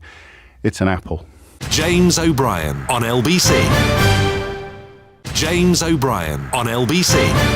It is 10 minutes to 12. I guess it's a question of deserving, isn't it? You kind of have to kid yourself that you deserve something. It's about being born 3-0 up and thinking you've scored a hat-trick, or being born on third base for our American listeners, and indeed viewers on YouTube, you're born on third base and you think you've scored a triple. I don't get that. I don't see why, if you're enjoying an unfair advantage, you people struggle to admit that it's an unfair advantage. But it is all tied up in the British class system. Do you think Jacob Rees-Mogg ever looks at himself in the mirror and thinks, flip it, heck, imagine if I'd gone to a bog standard comprehensive school, what the hell would I be doing now? Of course he doesn't. He thinks he's born to it. It's why a lot of them trumpet their Christian credentials, in quotes, because they believe that God made them high and lowly, the poor man at his gate, the rich man in his castle, the poor man at his gate. But it is, it's bizarre. But listen, I still, I don't even know if it counts as hypocrisy. It's just a simple admission of unfairness. And as long as this unfairness is for sale, I will be buying it for my children. Thank you very much. 11:51 is the time. Imisalua is in Fulham. Where are you on this one? Morning, James. Hello. We've had this conversation, but I went to a private school. And you went on a scholarship. I've been doing this job so long, I can tell the listeners that you went to private school on a scholarship, Imisalua. It's incredible, isn't it? I I know. It tells you how long I've been calling. Well, you were still at school when you first started calling me. Oh, was I? Yeah, you were in the sixth form. Oh my gosh, if I tell you when I left sixth form, you're going to feel like I left in 2011. Yeah, that sounds about right. Oh my god. Tell me about it. How do you think I feel? You feel old. Flipping heck. Anyway, where were we? So I went to private school. Obviously, my mum for 11 plus made sure that I was so good at 11 plus exams. Like a scholarship was essentially what we wanted because that's the kind of education that she wanted for me.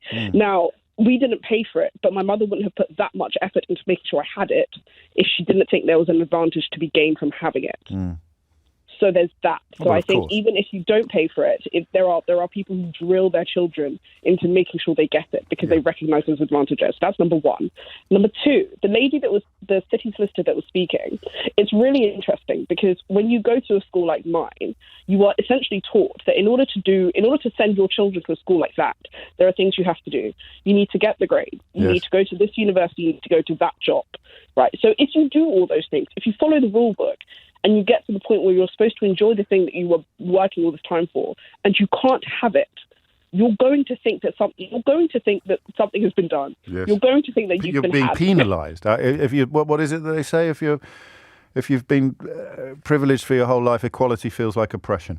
Exactly, yes. And that's the interesting thing, isn't it? That's the interesting thing. People are willing to protect this thing because, the reality is, if you are a city solicitor, and I guess I don't know, I'm not assuming, but if you also had if your partner also had a good job, the reality is you should kind of be able to afford fees. Yeah. But fees are expensive. Like the school I went to was significantly cheaper then. It's almost 30 now. That's for one child.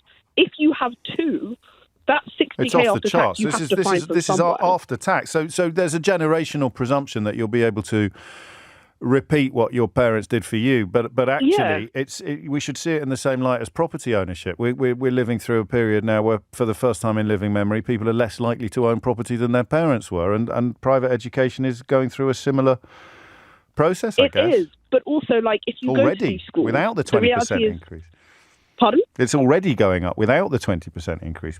Exactly. Private school fees are going up, and also financial assistance is less readily available. Yes, that's so true. Whereas most schools previously had a package, so even if you weren't, I don't know, completely low income, if you were mid income, there was a bit of money for you that you could find. A lot of that isn't available now.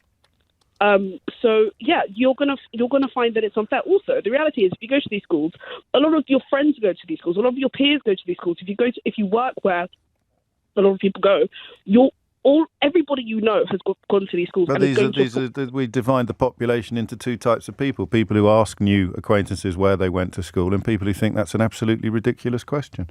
Yes, but you're also going to feel a bit put out and a bit weird if, you're, I don't know, having a conversation at coffee and you'll say, oh yeah, we sign our child up for this one, you sign our child up for that one. Yeah. And then you actually sit down and you think, oh wow, I actually can't.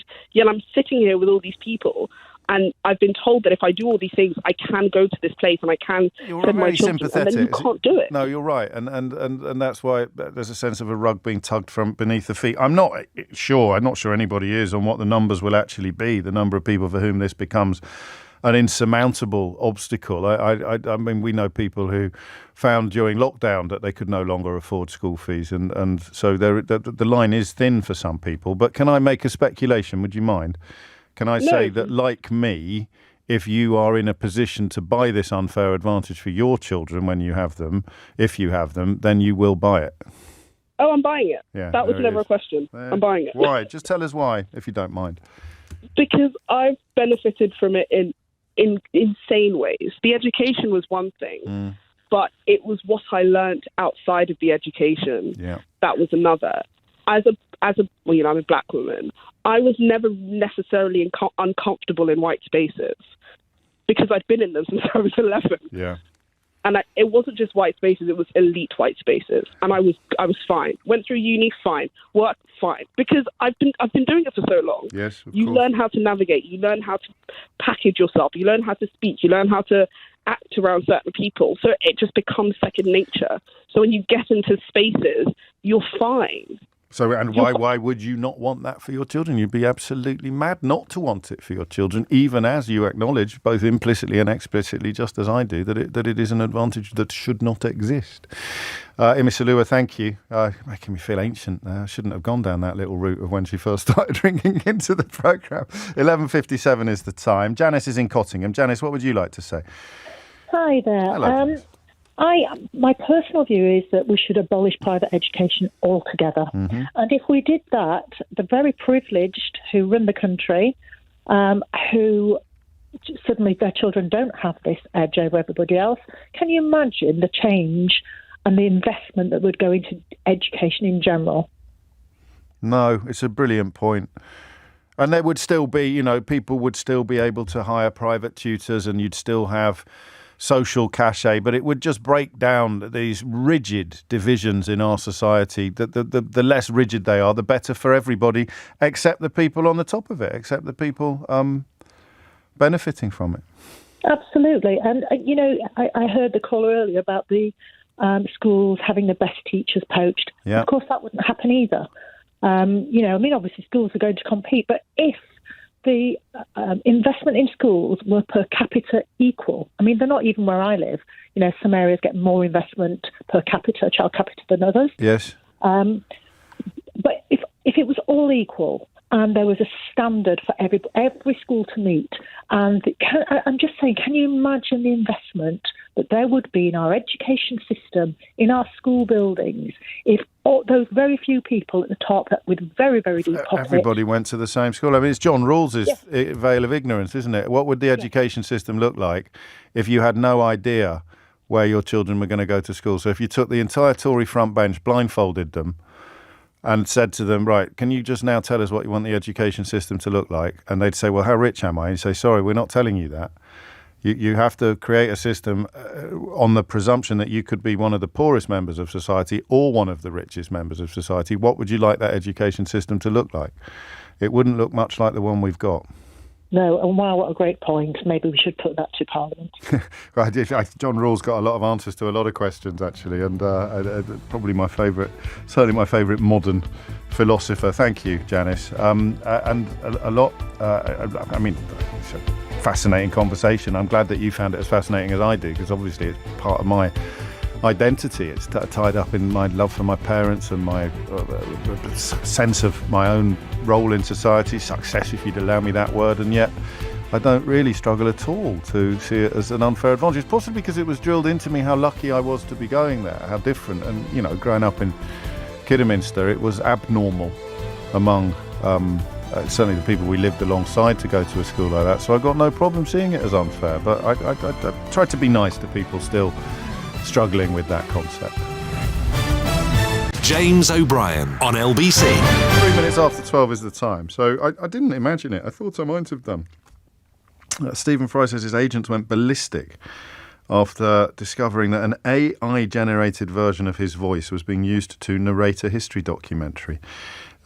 Partly, I think, because the audiobooks, the Harry Potter audiobooks that he recorded would have created a database from which almost anything would be derived. He said, I said not one word of that. This is at a conference, an AI conference a couple of weeks ago. I said not one word of that. It was a machine. Yes, it shocked me. They used my reading of the 7 volumes of the Harry Potter books, and from that data set, an AI of my voice was created, and it made that new narration. It could have read me anything from a call. It could have me read anything from a call to storm Parliament to hard porn, all without my knowledge and without my permission. And this, what you just heard, was done without my knowledge. So that is part of the story. We're doing one of our regular AI conversations in which people who know a lot more than average about this issue share with those of us who don't know more than average what the state of play currently is. Can I share that thing you just told me, or is that it's not classified? So I'm going to be available on AI speaking foreign languages soon.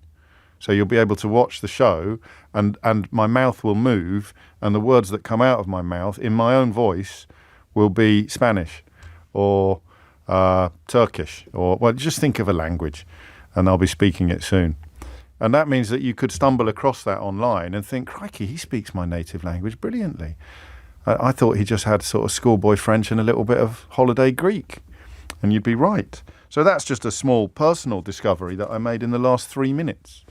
And then I turned to the Daily Telegraph today, where the technology editor has a story about Rishi Sunak believing there is a small window to address safety concerns before the powerful next generation of AI technology is released. Whitehall sources have briefed the Telegraph on his fear that there may only be a year to prevent it running out of control, and he is worried about it being exploited by bioterrorists.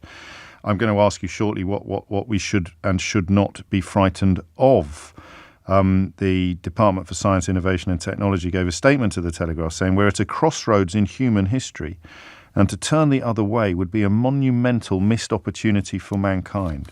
And this summit that's being called is going to look at the AI capabilities in biological or cyber attacks, loss of control risks that could emerge from advanced systems. I want to know more about this, and I've told you already I'm giving up on being the bloke who who professes pride in his own ignorance. I'll still do that on some subjects, like TikTok. No, I can't do that. I'm quite big on TikTok now. I profess pride in being ignorant about some things, but it's not very helpful to profess pride in being ignorant about this. Like the person in the office who has to get someone else to show him how to use the printer. I don't want to be that person. I don't want to sort of embrace old age in that sort of slippers and pipe fashion. I want to understand AI better. And thanks to you, I always end these conversations doing so. So another element of this story involves Satnam Sanghera, the author and Times journalist. His book Empireland is one of the finest things I've read in the last 10 or 20 years. And it turns out that there is an AI angle to this conversation as well, because lots and lots of writers are seeing their books being, I don't even know what the correct word would be. It's like absorbed by the database. And therefore you could, write something in the style of a famous writer. And it's stolen that writer's work in order to create the database from which an entirely new piece of work will spring, but it's work built with bricks that already existed, i.e. the writer's oeuvre, the writer's canon, the writer's previous work. Corpsey's already had a look at it and found one of my books on there as well, which means that I'm kind of having my efforts robbed a bit as a consequence of the rise of AI. And then Naomi Klein, the author, the brilliant author, you'll know her from No Logo and her books about disaster capitalism and environmental catastrophe. Her new book, Doppelganger, is an absolutely incredible piece of work. I was with her yesterday. She's this week's guest on Full Disclosure. But, the story's mad. So I don't know if you're familiar with Naomi Wolf, who wrote a book called The Beauty Myth and was very progressive and liberal and then went absolutely crackers. Shortly before COVID, she published a book that contained an epic error that was pointed out to her live on the radio. It's one of the most extraordinary moments of live radio you will ever hear. I've got a book coming out. I think I may have mentioned it. So the culmination of my book is the mini budget. It's Liz Truss's mini budget, Kwasi Kwarteng's mini budget, and what it did to the financial markets, what it did to the economy. It would be, imagine if I were on a live radio show and the presenter said to me something like, no, it didn't cost the economy £35 billion. It made the economy, it was a £35 billion profit that happened immediately after Liz Truss's mini budget. And I've just written 100,000 words building up to the moment that this bomb went off, and I discover live on the radio that it was never a bomb at all. So she wrote a book about people being executed for homosexuality, which is kind of pertinent to what Suella Braverman's talking about in America later today. But she'd misunderstood the phrase death recorded. So she thought that all of this 19th century documentation she found that contained the phrase death recorded meant that man had been executed, whereas in fact it meant the opposite. It meant he hadn't been executed. And a journalist and an old friend of mine, I've known him since I was 16, would you believe, called Matthew Sweet, told her this live on the radio. And it all began to unravel, and she's ended up as a full-on anti-vaxxer, and she often pops up on GBBs and sundry other weird outlets. And people get her mixed up with Naomi Klein, who wrote No Logo, and the beauty myth and No Logo they spoke to similar spaces back in the day, going back 30 years, give or take a little. And so she found herself, Naomi Klein, online being mistaken for a conspiracy theorist. And she's written the most extraordinary book, a large part of which looks at conspiracy theories and looks at how the space created by lies about COVID isn't going away. New things are moving into it. The crossover with the wellness, the so-called wellness industry, with the anti-vax movement.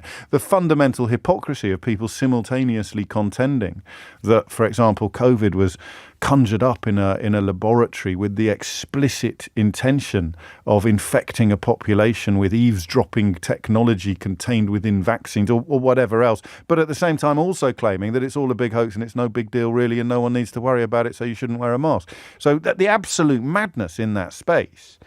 And she said to me yesterday that the world of conspiracy theories are already out of control, but with AI, with developments in artificial intelligence, God knows what could happen. And I wasn't quite sure what she meant, so I was thinking about it on the bus home, and I realised what she meant. And it's linked to the fact that you'll soon be able to see me broadcasting in Iranian. It's what you could create. So you could actually create Bill Gates looking down the barrel of a camera, telling you that the vaccines contain tiny microphones designed to track all your conversations and all your movements. And it would actually be, Bill, to all intents and purposes, it would be George Soros looking down the barrel of a camera, not a microphone, looking down the barrel of a camera, telling you that he is, whatever anti-Semitic conspiracy theory you want to subscribe to, you can get George Soros to confirm that he's the head of it on camera. And the skills that you're going to need to know the difference, and the skills that broadcasters are going to need to tell the difference are astonishing. So there's 3 or 4 little examples there. You've got Stephen Fry narrating a documentary that he has absolutely nothing to do with, but if you happen to stumble across it on television, you would not have the first notion that it wasn't him doing it. You've got me presenting this program in a multiplicity of foreign languages, coming soon to a screen near you. You've got Naomi Klein, who has spent the best part of a decade looking deeply into all of these issues, expressing profound fear about what could be on the horizon, what is on the horizon with regard to AI and bad actors in the conspiracy theory space. And there are a lot of bad actors in the conspiracy theory space, not just the lad from Lewis who wasn't Lewis. But you've also now got Rishi Sunak warning about it in the context of terrorism and biological or cyber attacks. And I don't know how scared I should be. And I don't apologise for asking you that question. It's actually a really important question. And we've already discovered people listening to this programme who were very early adopters of AI, people who got into it very early on. And the innocuous end of it, I always remember the fella who got AI to rewrite his copy for his gym advert. Do you remember him? He was opening a gym and he wrote his own adverts, or he hired a professional copywriter. Then he got AI to do it, and the number of inquiries went up by 50% or 25%, a significant figure. Just somehow the AI pushed the buttons of the people viewing his Facebook page in a way that the words he'd written himself had failed to do. And I find that perfectly believable, because, you know, you're reaching the point now where anything a human can do, a computer can do better. So how worried should we be? 0345 6060 973 is the number that you need. The fundamental question is probably about danger. It is about this phrase, a crossroads in human history. What should we be worried about? What do you know that probably the rest of us don't know? But the next wave of AI could be much, much more powerful than today's technology, such as ChatGPT, and the next 12 months are crucial to getting ahead of the problem. So what does getting ahead of the problem look like? I wouldn't even know where to begin. But a lot of the responsibility is presumably going to lie with the platforms. You know, the platforms that put the stuff up are going to have to be a lot more responsible with regards to their publishing arm. They can't just say we're a marketplace We're a forum where people can do what they want and post what they want. Of course, since Elon Musk bought Twitter, that their role as a safeguarder of the public good has been completely abandoned. He's set fire to that, actively encouraging idiots and conspiracy theorists to come onto the platform when previously those sort of activities would get them removed. YouTube is going to have a responsibility. But what would the responsibility be? So if it's me speaking Serbo-Croat, that's fine. But if it's me reading out the ingredients for a bomb, that's not fine. But they're both lies. I can't speak Serbo-Croat. And I didn't record the ingredients. So, whoa, what? Where do we get off? Where do we get on? How do we get ahead of it? You may have gathered from that introduction, which is coming in more or less on time, you may have gathered that you can ring in with almost anything this hour. I just want you to tell me stuff. 0345 6060 973 is the number that you need. And the question is this: what should we be aware of with regard to AI technology, stampeding AI technology, and how worried, well, first of all, how worried are you? 0345 6060 973. And from that, of course, how worried should we be? Hit the numbers now, you will get through. James O'Brien on LBC. James O'Brien on LBC. And I also have to acknowledge the people who know even less, the people who know nothing about this. So try this on for size, okay? Just listen to this. And so what I think, the Conservative Party, right, is like a bunch of drunk sailors in a lifeboat, isn't it? They're all shouting and arguing, but none of them are actually doing anything to keep the boat afloat. And in the meantime, the people in the country, the people of this country, are actually drowning. That's quite a good line, right? It's very me. This quote is in the style of James O'Brien. It's been constructed by AI in the last couple of minutes because it is both critical and humorous. He compares the Conservative Party to drunk sailors in a lifeboat, which is a metaphor for the way in which they are leading the country. He suggests that they're all fighting amongst themselves and not actually doing anything to help the people of the United Kingdom. So I love the idea that AI believes me to be both political and amusing and critical of speaking truth to power in an amusing way. I'll take that as a win. But, you know, what do you need me for? So I get that bit of it, and I'm interested in how the technology is advancing, but I also need some help in what the bio-terror threat, what the biological or cyber attacks would look like. What is it that AI is going to do in the arena of loss of control risks that could emerge from advanced systems? I just need you to explain this to me. And I'm not going to ask how confident you are. I mean, imagine if Nadine Dorries was still Secretary of State for Culture, Media and Sport. I think this falls under science, innovation and technology, but it's probably a blurred line. A couple of phone lines free on this, so fill your boots. And if you're not in the business of ringing radio stations, but this is bang on your field, then break the habit of a lifetime and give me a call. 0345 6060 973. Neil's in Newbury. Neil, what would you like to say? Hi, James. Hello.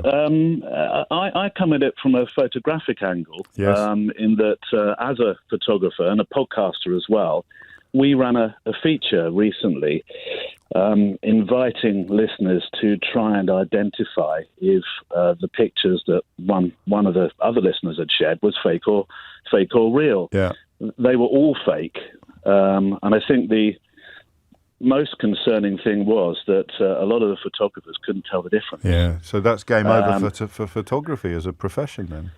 Well, in some genres, I think more than others. I think certainly in food photography, I think that's a very worrying genre for many photographers who are seeing, you don't have to spend hours laying out a perfect burger anymore. You can put in a picture from your iPhone and then create a picture using AI from it. And that worries food photographers. And I would imagine portrait photographers as well. I mean, so this is personal to you, and I understand your worry. It's not an existential threat to civilization as we know it. No, not at all. and also, if I was your client, kind of probably good news rather than bad news because it's going to save me your fee. Yes, it is. Yeah, but how far does that ball roll down the road? Well, exactly. It's all fun and games until someone starts presenting radio shows using AI, and then everyone should sit up. Everyone should sit up and take notice at that point, Neil. That's when things get serious. Yeah. I hear it. And so, I mean, how close do you think you are to game over on the food photography side of things? I'm not a food photographer, but no, I mean the industry. Two food photographers. There's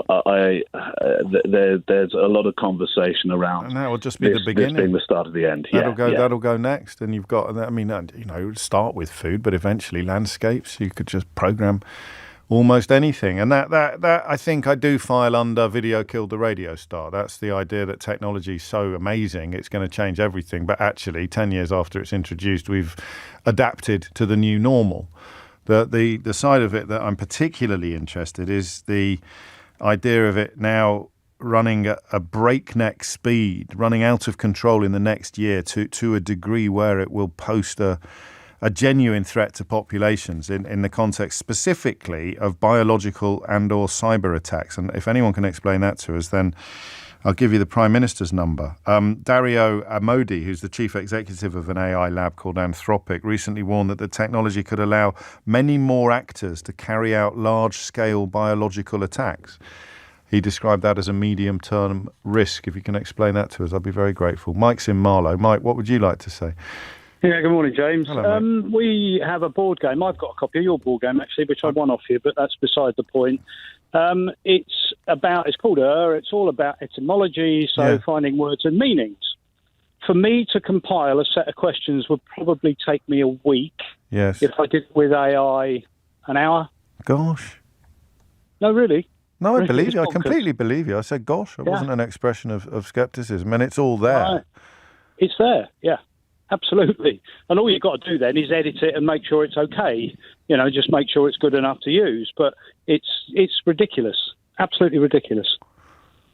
Well, I mean, but again, this isn't frightening. This is just technology doing things that, how long did it used to take to, I don't know, copy a book? Before photocopiers were existed, you had to do it all by hand. So so there's that side of it that is, as you say, it sounds ridiculous, but it's not spooky. What's spooky is you ringing me up next week and telling me about how things are going in Marlow, and you not actually having anything to do with that call at all. But it sounds like you, it walks like you, quacks like you, but it's not you. Well, you see, the thing is, it's the same. It's the same result.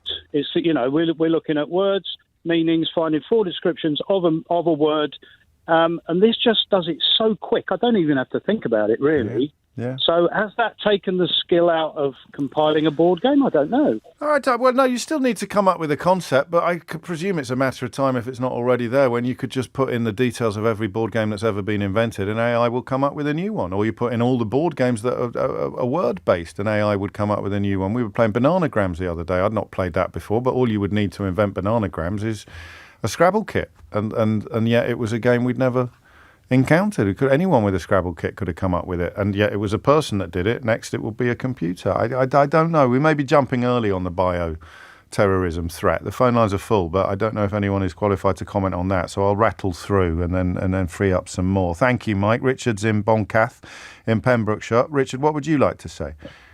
Well, last evening I was watching some YouTube stuff and I'm on there now, yeah, I know. Whole show, I do. mate. Whole show. It's one of the reasons I started listening to you, because it suggested you to me. But I follow a lot of American politics on YouTube. Yes. And YouTube suggested to me, and I was looking for Donald Trump having a conversation with Carrie Lake, the failed Arizona governor. Yeah.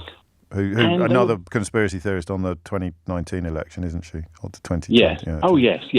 But they're both. It was AI generated, but it was 95% convincing. I mean, you could see it wasn't. But the thing is, it's only going to get better, isn't it? In 6 months' time, you'll see the same kind of video. So they hadn't recorded anything together? No.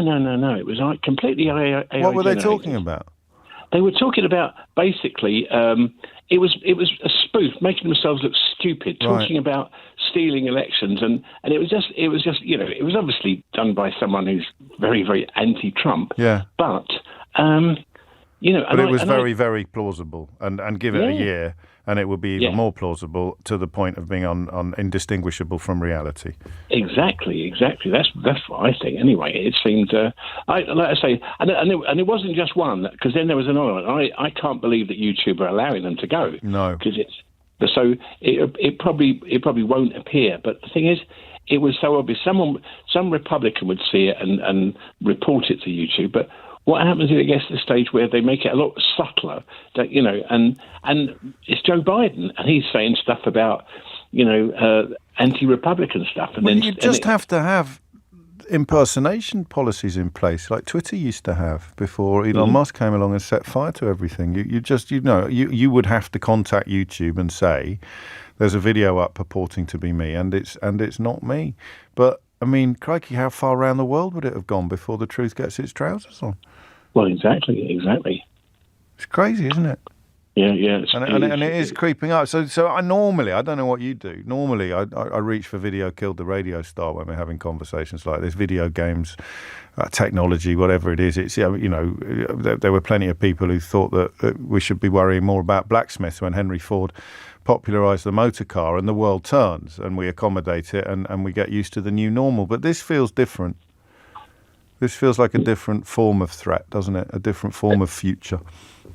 Yeah. I think you're right. I think it is. It is. We shall see. And someone by 1 o'clock might know a little bit more about the biological and cyber risks that Rishi Sunak is reportedly worrying about. Thank you, Richard. Mind how you go. It is coming up to 12:30. You are listening to James O'Brien on LBC. A lot of you excited about that conversation I had with Naomi Klein yesterday. It will be available on Friday. Although this week's Full Disclosure is really good, actually. Gabby Logan, who you talk about change and the new normal becoming accommodated really quickly, but the notion of female sports broadcasters is so common now. It's so normal now. My girls watch the World Cup, and it doesn't cross their mind that it's A, remarkable to see women's football on primetime terrestrial television, and B, it's remarkable to see a studio full of women pundits and players commenting on the game. 10 years ago, that would have been unthinkable. Men were still having kittens about the idea of a woman running the line in a football match 10 years ago. And it struck me, actually, after talking to you about something to do with the football, that Gabby Logan is a wonderful pioneer who probably doesn't get the credit she deserves for banging down some of the doors that needed to be banged down. And it's a lovely, lovely conversation. I really liked her. Amelia Cox is here now with your headlines. James O'Brien on LBC. James O'Brien on LBC. 12:34 is the time. It knows me quite well, actually. But then again, I talk every day for hours. So there's going to be a hell of a lot of source material there if you want to build up an image of me in a data set and in a computer. So this is quite funny. I wouldn't have occurred to me to do this because, well, you know why. This is me on motoring matters, Keith. Imagine we're doing a show on motoring matters, which we will never do. But this is nice. There's one mistake in it. In the very first line, I wonder if you can spot it. Motoring matters, my friends. Buckle up, because we're diving into the world of cars, traffic, and all things automotive. Now, I don't know about you, but when it comes to motoring, I've got a few thoughts to share. So it's time to put on our thinking caps and dissect this fascinating subject. Let's start with the state of our roads, shall we? It's a daily frustration for many of us. The potholes, my goodness, the potholes. They're like landmines out there, waiting to destroy our tyres, our suspension and our patience. And don't even get me started on the seemingly never-ending roadworks. Got us all crawling along at a snail's pace. It's as if the whole world decided to undergo construction simultaneously. That's AI. It's me speaking. Don't get too confused, but the words were constructed by or put together by AI. Thank you to Tristan for sending that in. And the idea, of course, is that it would have access to a lot of me and therefore would know how I would sound when you give it a subject to run with. Do you know what the obvious mistake was? I'd never, ever would say my friends, because I'm only ever talking to you. I'm never talking to like 1.4 million people. I'm only ever talking to you when I'm on the radio. Just you, just those ears right there. So I'd never say my friends or folks or ladies and gentlemen or something like that. It's just the way I prefer to think of my my time in the morning. But apart from that, it was pretty good. 12:36 is the time. Guy's in Stafford to almost certainly make a slightly more serious point than I just managed. Guy, what would you like to say? Oh, well, first of all, long-time listener, first-time caller. Welcome. Thank you. Very, very, very nervous, but we'll go with it. It's only me. Take your time. So, with regards to the kind of biosecurity aspect of AI, I do think that there are kind of some concerns that we should have. I think it is going to be absolutely brilliant for medicine. We're seeing it kind of used to look at images, to detect cancer, and it can do that to a remarkable kind of accuracy. Really? So yeah, you basically feed in lots of images of kind of cancers, and it can learn that's what a cancer looks like. That's just an abnormality. Got it. And it can do that really, really well and really quickly. Gosh. There was a study done in America this year where they were looking at specific antibiotics, because we know antibiotics are becoming less and less useful. Yes. And within an hour and a half, an AI model was able to analyse nearly 7,000 compounds. Wow. And kind of figure out which ones would work, which ones wouldn't work, was able to kind of tweak the designs of the different compounds to make them better. What would, I mean, in ballpark terms, you may not know this, but what would that have been in man-hours? Years, I would say. Years, okay. If you got to think about designing a new molecule, making a new molecule, testing a new molecule, it's able to do the brunt of that work in an hour or an hour and a half. In terms of the negatives for it, if you were to design a model to say make a chemical that can kill someone, it's the corollary of what you just described, isn't it? Find me the most deadly poison ever. Yeah, and if you can design it, you can make it very easily, and then so that's where the bioterror threat comes from. Yeah, and is a hospital going to have the facilities to find out what it is? If it's brand new, then they might not know how to treat it. They might not know what kind of treatments are best for it. But you can't get ahead of that, can you? I don't see how governments could get ahead of that unless they're controlling the access to the technology, which they simply won't be able to do. Yeah, exactly. And I think you've got the brilliance of it, but in the wrong hands, it could be disastrous. Yeah, and that is, you've identified the problem, but you haven't given as much comfort that there is a way of addressing it. Or I keep using this phrase because I read it in the coverage this morning, getting ahead of the problem. I don't see what that would look like. So this is what Michelle Donnellan said, the Science and Technology Secretary. We need almost like a smoke alarm established so that not only are companies searching for, but have a response to the risk, and we know at what level they respond and how they respond. That doesn't fill me with confidence, Guy. No, and I think there's a lot of vested interests that are going to mean that restrictions and legislation is going to be nigh and impossible. I think there's too many big companies that could make millions and billions out of use of AI in medicine that you're just not going to get the strong enough legislation to stop the bad people doing bad things. No. Well, I mean, and if you did, it would have to be a level of international cooperation that this country in particular seems to be walking away from on various other fronts, whether it's on refugees or trade. The idea that we're better on our own. It couldn't be more ridiculous in the context of this. Actually, thank you, Guy. It's worth mentioning, given that Suella Braverman has successfully secured headlines with her latest bile about refugees.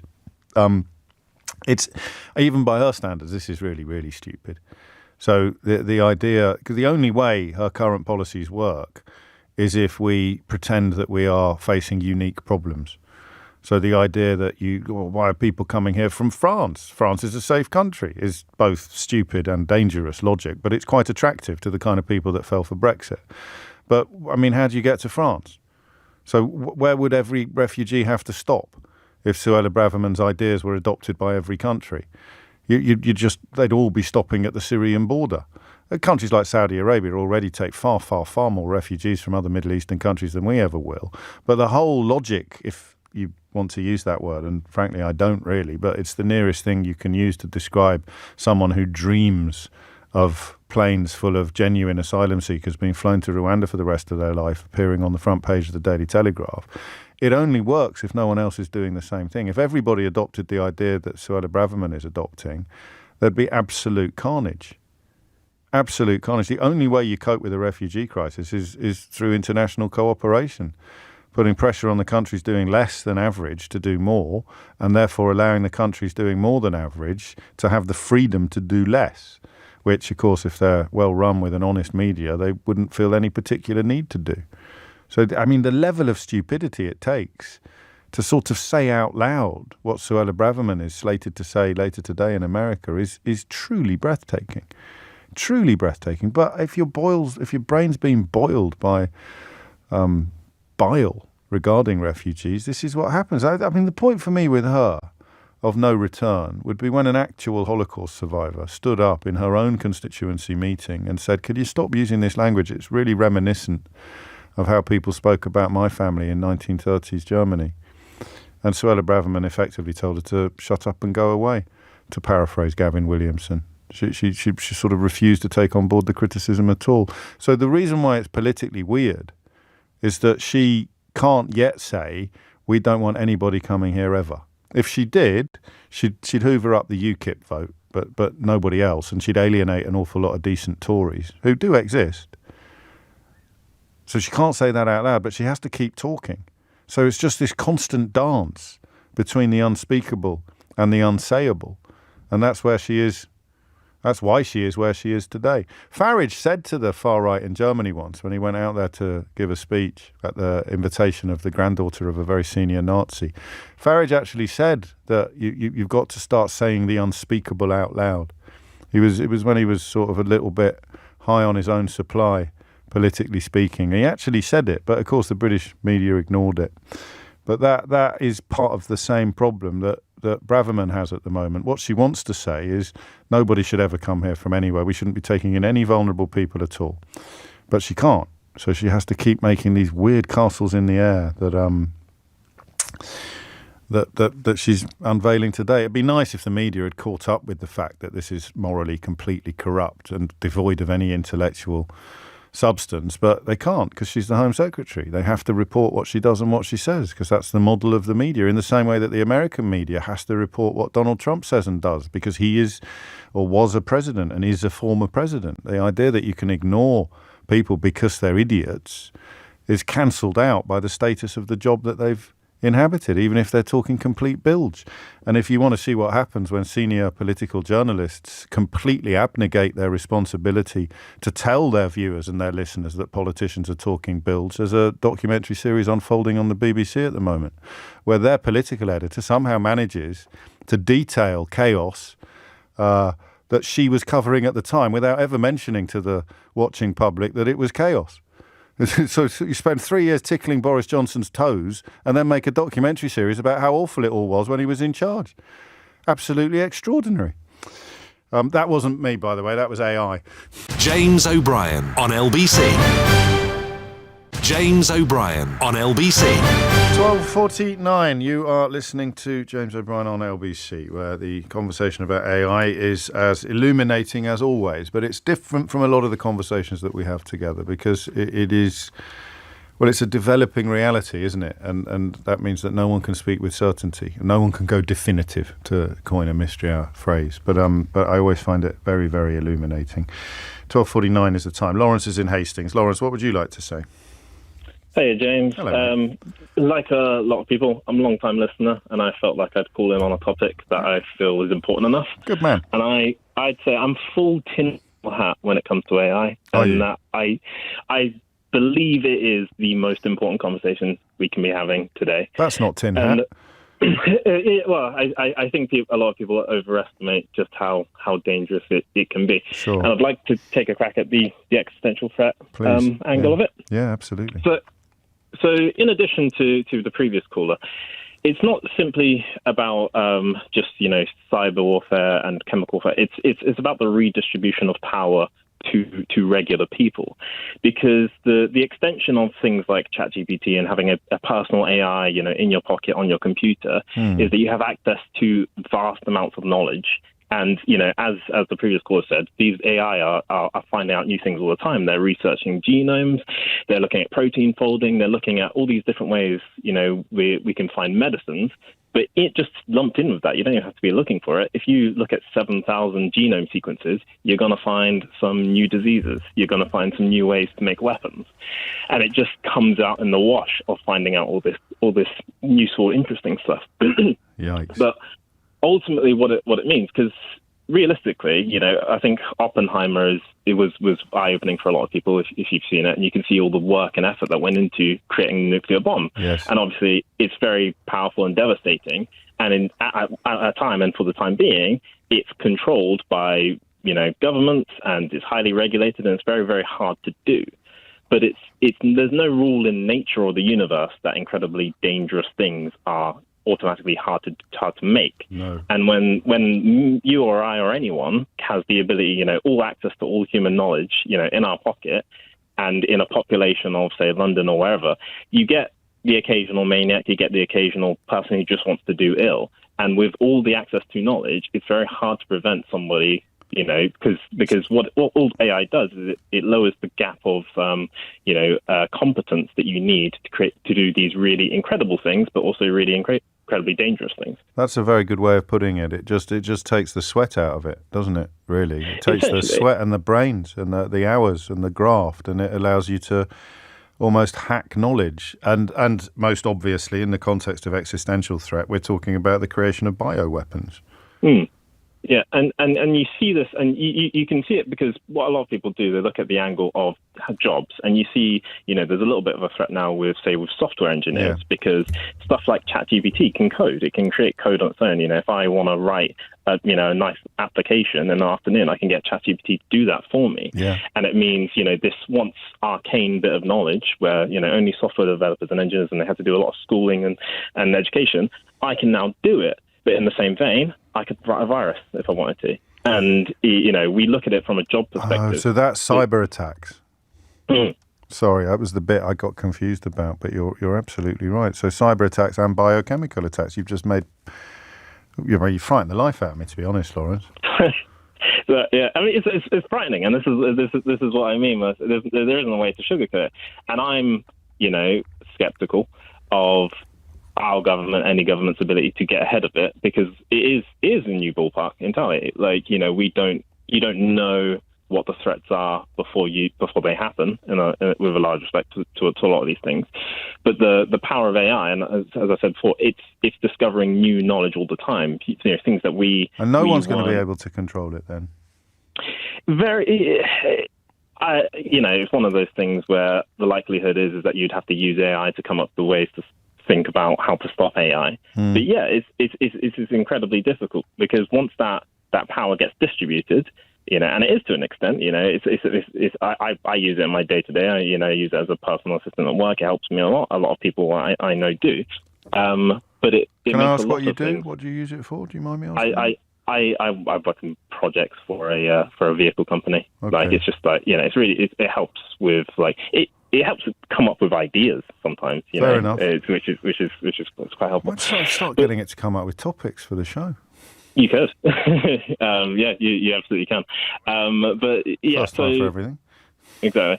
So yeah, there's the angle, and yeah, I don't necessarily know that this is what Sunak is on about when he says, I think it must be. I think it must be. I mean, because you've explained it really clearly. So you could create. Yesterday, the government warned that AI could be used to create bioweapons, and that humans could lose control of the software.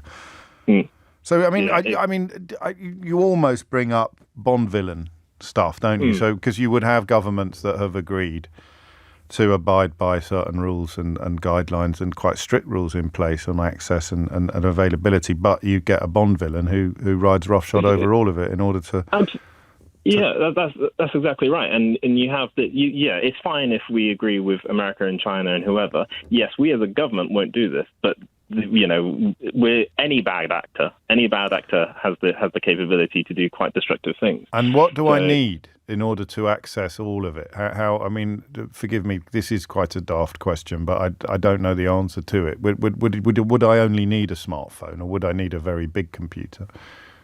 At the minute, you would use your smartphone, but that's because they're on cloud services. I'm using other people's processing. I'm using other people's software, but it's not beyond